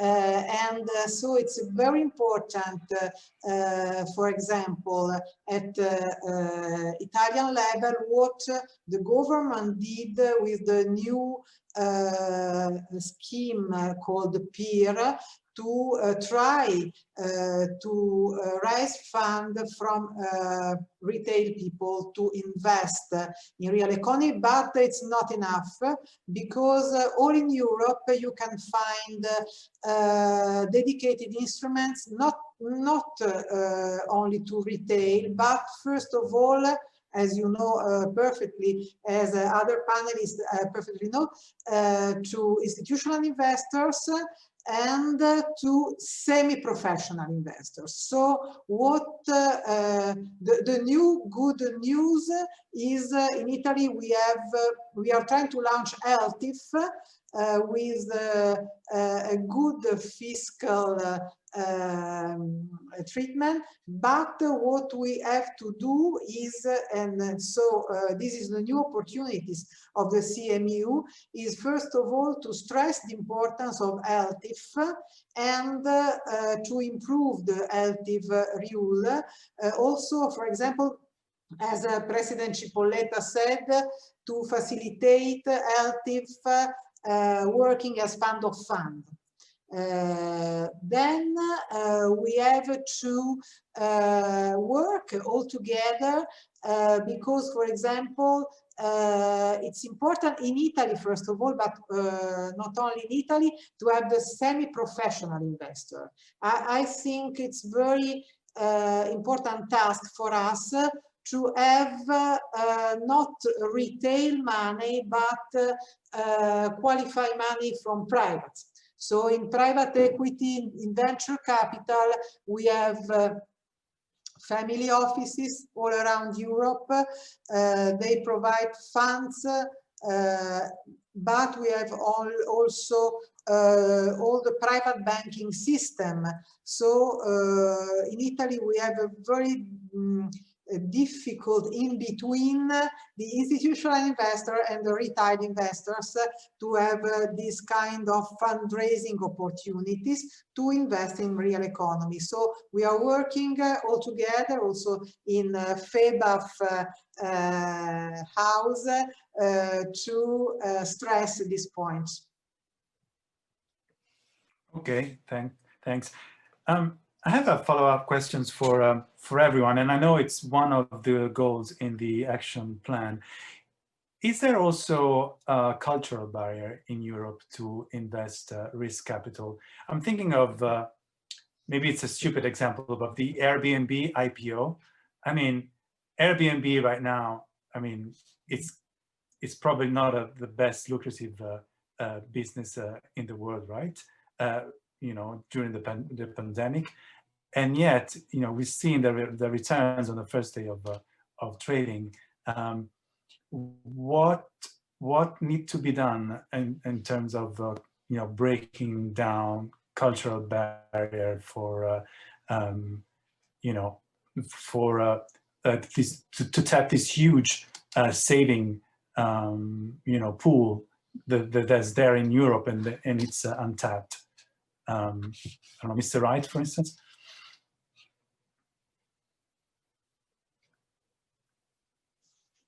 Yes, thank you. Well, this is a subject very dear to my heart, and I always enjoy listening to Anna because I very much agree with what she said. Look, we wrote back in the late 1990s about this cultural issue. We wrote about the insolvency problems, the bankruptcy laws in Europe, which are tremendously penalizing for a company that fails, or may fails because its suppliers or it's didn't pay.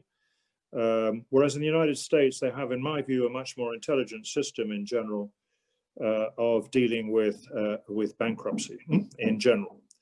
But you're right. I mean, I think Europe is more risk averse. There's no doubt about that. But we can do a lot to try and deal with some of that. And Anna mentioned, and I'm very pleased she did, the LTIF structures. I mean, in the United States, there's roughly $100 billion of this type of capital available for developing small companies, infrastructure, you name it. Now, we just don't have that in Europe, and we need it. And unless we are able to finance our small companies, take risk, you know what happens? They go to the United States. And when they go to the United States, having been developed here, all the research here in Europe, the jobs and the business go with them. And I don't know how many times I've heard far too many companies, European companies, just can't get financed here. I mean, this has got to do with the stock markets as well. I think there's you know, personally, I'd like to see a lot more mergers in the stock market area, and particularly for the small cap markets, but that's something for business to organize. I mean, the other thing here is the tax system. The tax system discriminates against equity. We haven't mentioned that. I mean, you want to invest long-term in small companies and infrastructure. There's no good penalizing it and forcing everybody to use debt instruments and then complain we haven't got enough equity in the system. If I may, just two other points, Chairman, which raised my hackles a bit. We can't have a European Union capital market with multiple different rules, everybody interpreting them in different ways. Rainer and I talked a long time about this in the De La Rosière committee going back a few years. He played a major role in that. We've got to have a single rule book, and it's got to be properly and implemented at the center. Doesn't mean everything has to be done at the center, but the bits that are pan-European have to be done at the center. In my view, there have to be much stronger sanctions regimes as well at the center for the non-application of community law. Finally, if I may, on the timing, this is Marcel's point. I can see why the Commission is happy or reasonably content with the Council conclusions, the Parliament moving forward. But I just remind everybody, you know, this is the biggest recession for hundreds of years. I just don't think we've got the time to hang about. We have to accelerate and we have to move, in my view, we have to move beyond normal procedure and try to move much more quickly. And I think unless we do, it'll drift away again. That's the risk. The other buckets, the other three buckets I referred to will just drift away into the medium term and into non-resolutions. Thank you. Who has something? We have 7 minutes. I wanted to take some questions from Roma as well. Who has something to add? Jacqueline Mills. Go ahead. Thanks very much. Just very quick additions from my side. I mean, I fully agree with what's been said. I think it's also not just a question of risk aversion of investors, but it's also about being attractive to companies who wish to list here. I mean, it was mentioned that we do all the, we have the knowledge, we have the startups, we have the technology, we do all the research and development, and then often companies go and list in the US. And probably they do that because that's where they're able to get the sort of tremendous valuations that make it worthwhile. We know that from a piece of research that AFME has just been doing, that here corporates are very reluctant to give up to give up equity because they don't want to lose control of their businesses.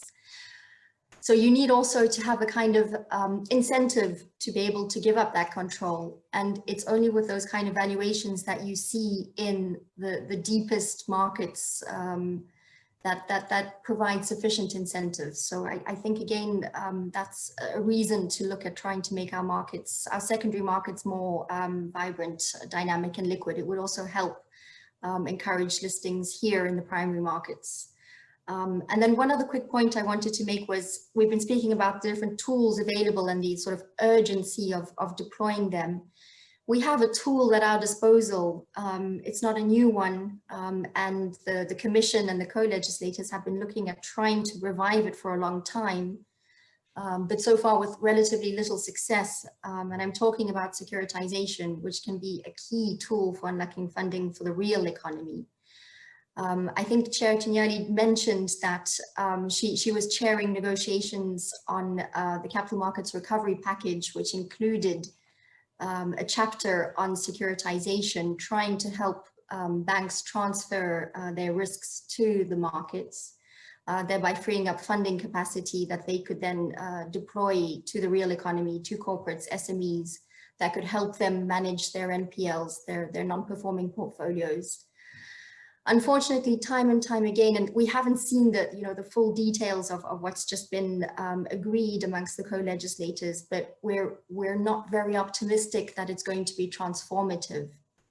And so here, this is, I think, something that we would very much encourage the Commission to push and be ambitious on when they are reviewing the securitization framework, and it needs to be a comprehensive review. Both in terms of significant risk transfer and capital relief for banks, but also the prudential requirements, capital requirements, liquidity requirements for banks as institutional investors, insurance companies as institutional investors.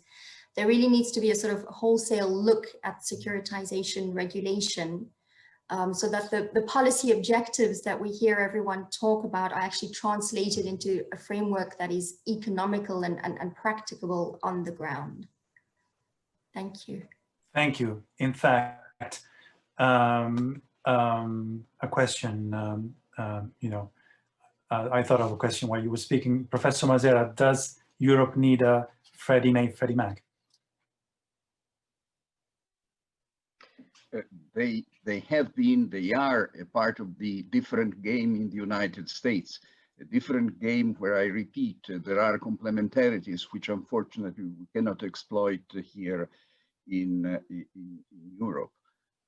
Fannie and Freddie did provide a major support to the real estate sector and to the difficulties that were faced with some problems which we well know. So this is one part of the story.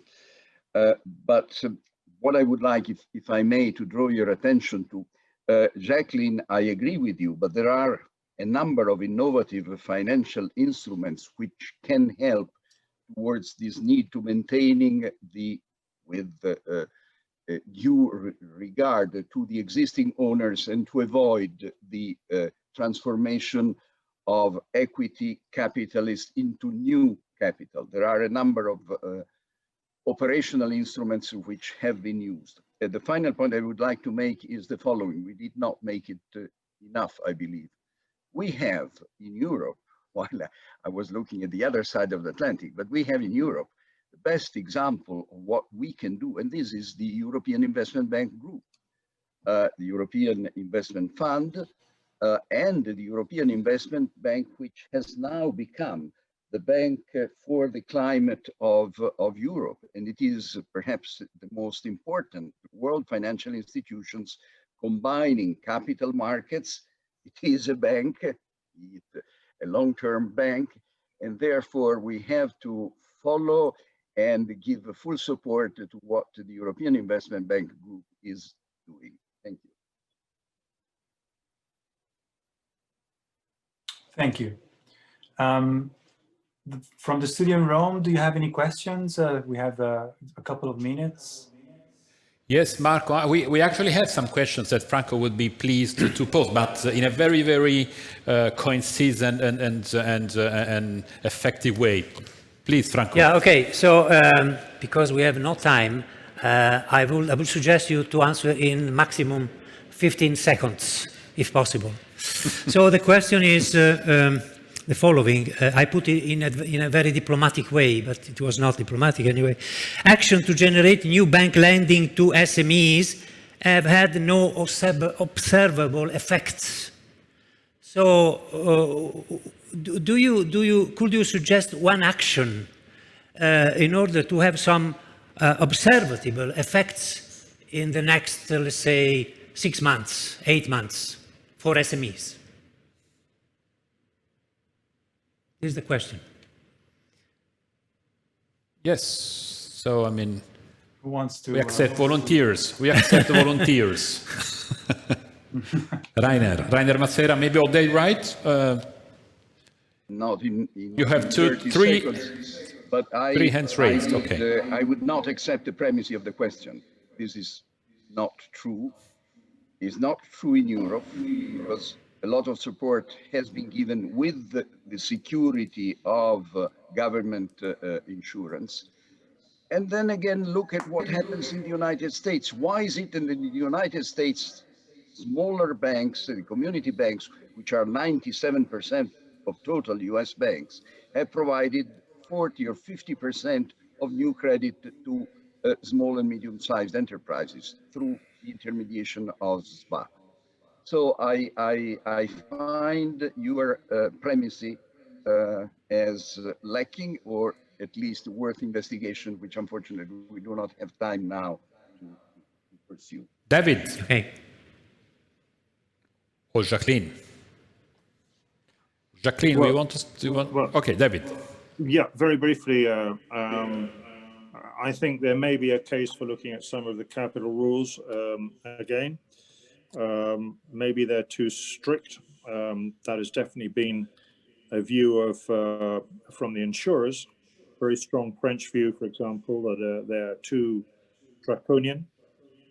Maybe also in the banking area. The other way, I think, is securitization.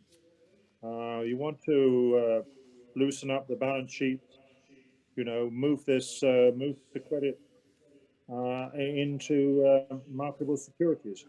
That, I think, would have a very profound effect. Jacqueline.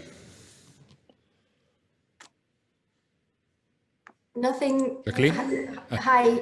Nothing to add. I was also going to disagree a little bit with the premise, because I think that banks have been supporting SMEs and other clients. I think that's well documented now through the crisis. And if indeed the sort of capital constraints on banks are not eased, then securitization is a way to go.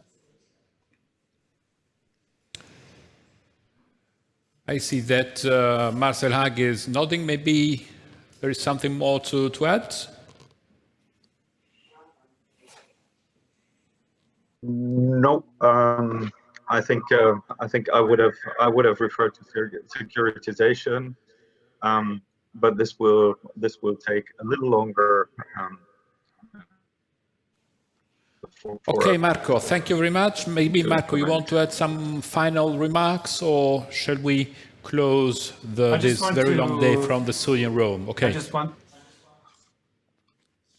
to thank the speakers, again, Marcel Haag of the European Commission, FISMA, Roger Bozzoni of AIFI, Professor Rainer Mazera, Marconi University, Jacqueline Mills of AFME, and David Wright of EURIFI.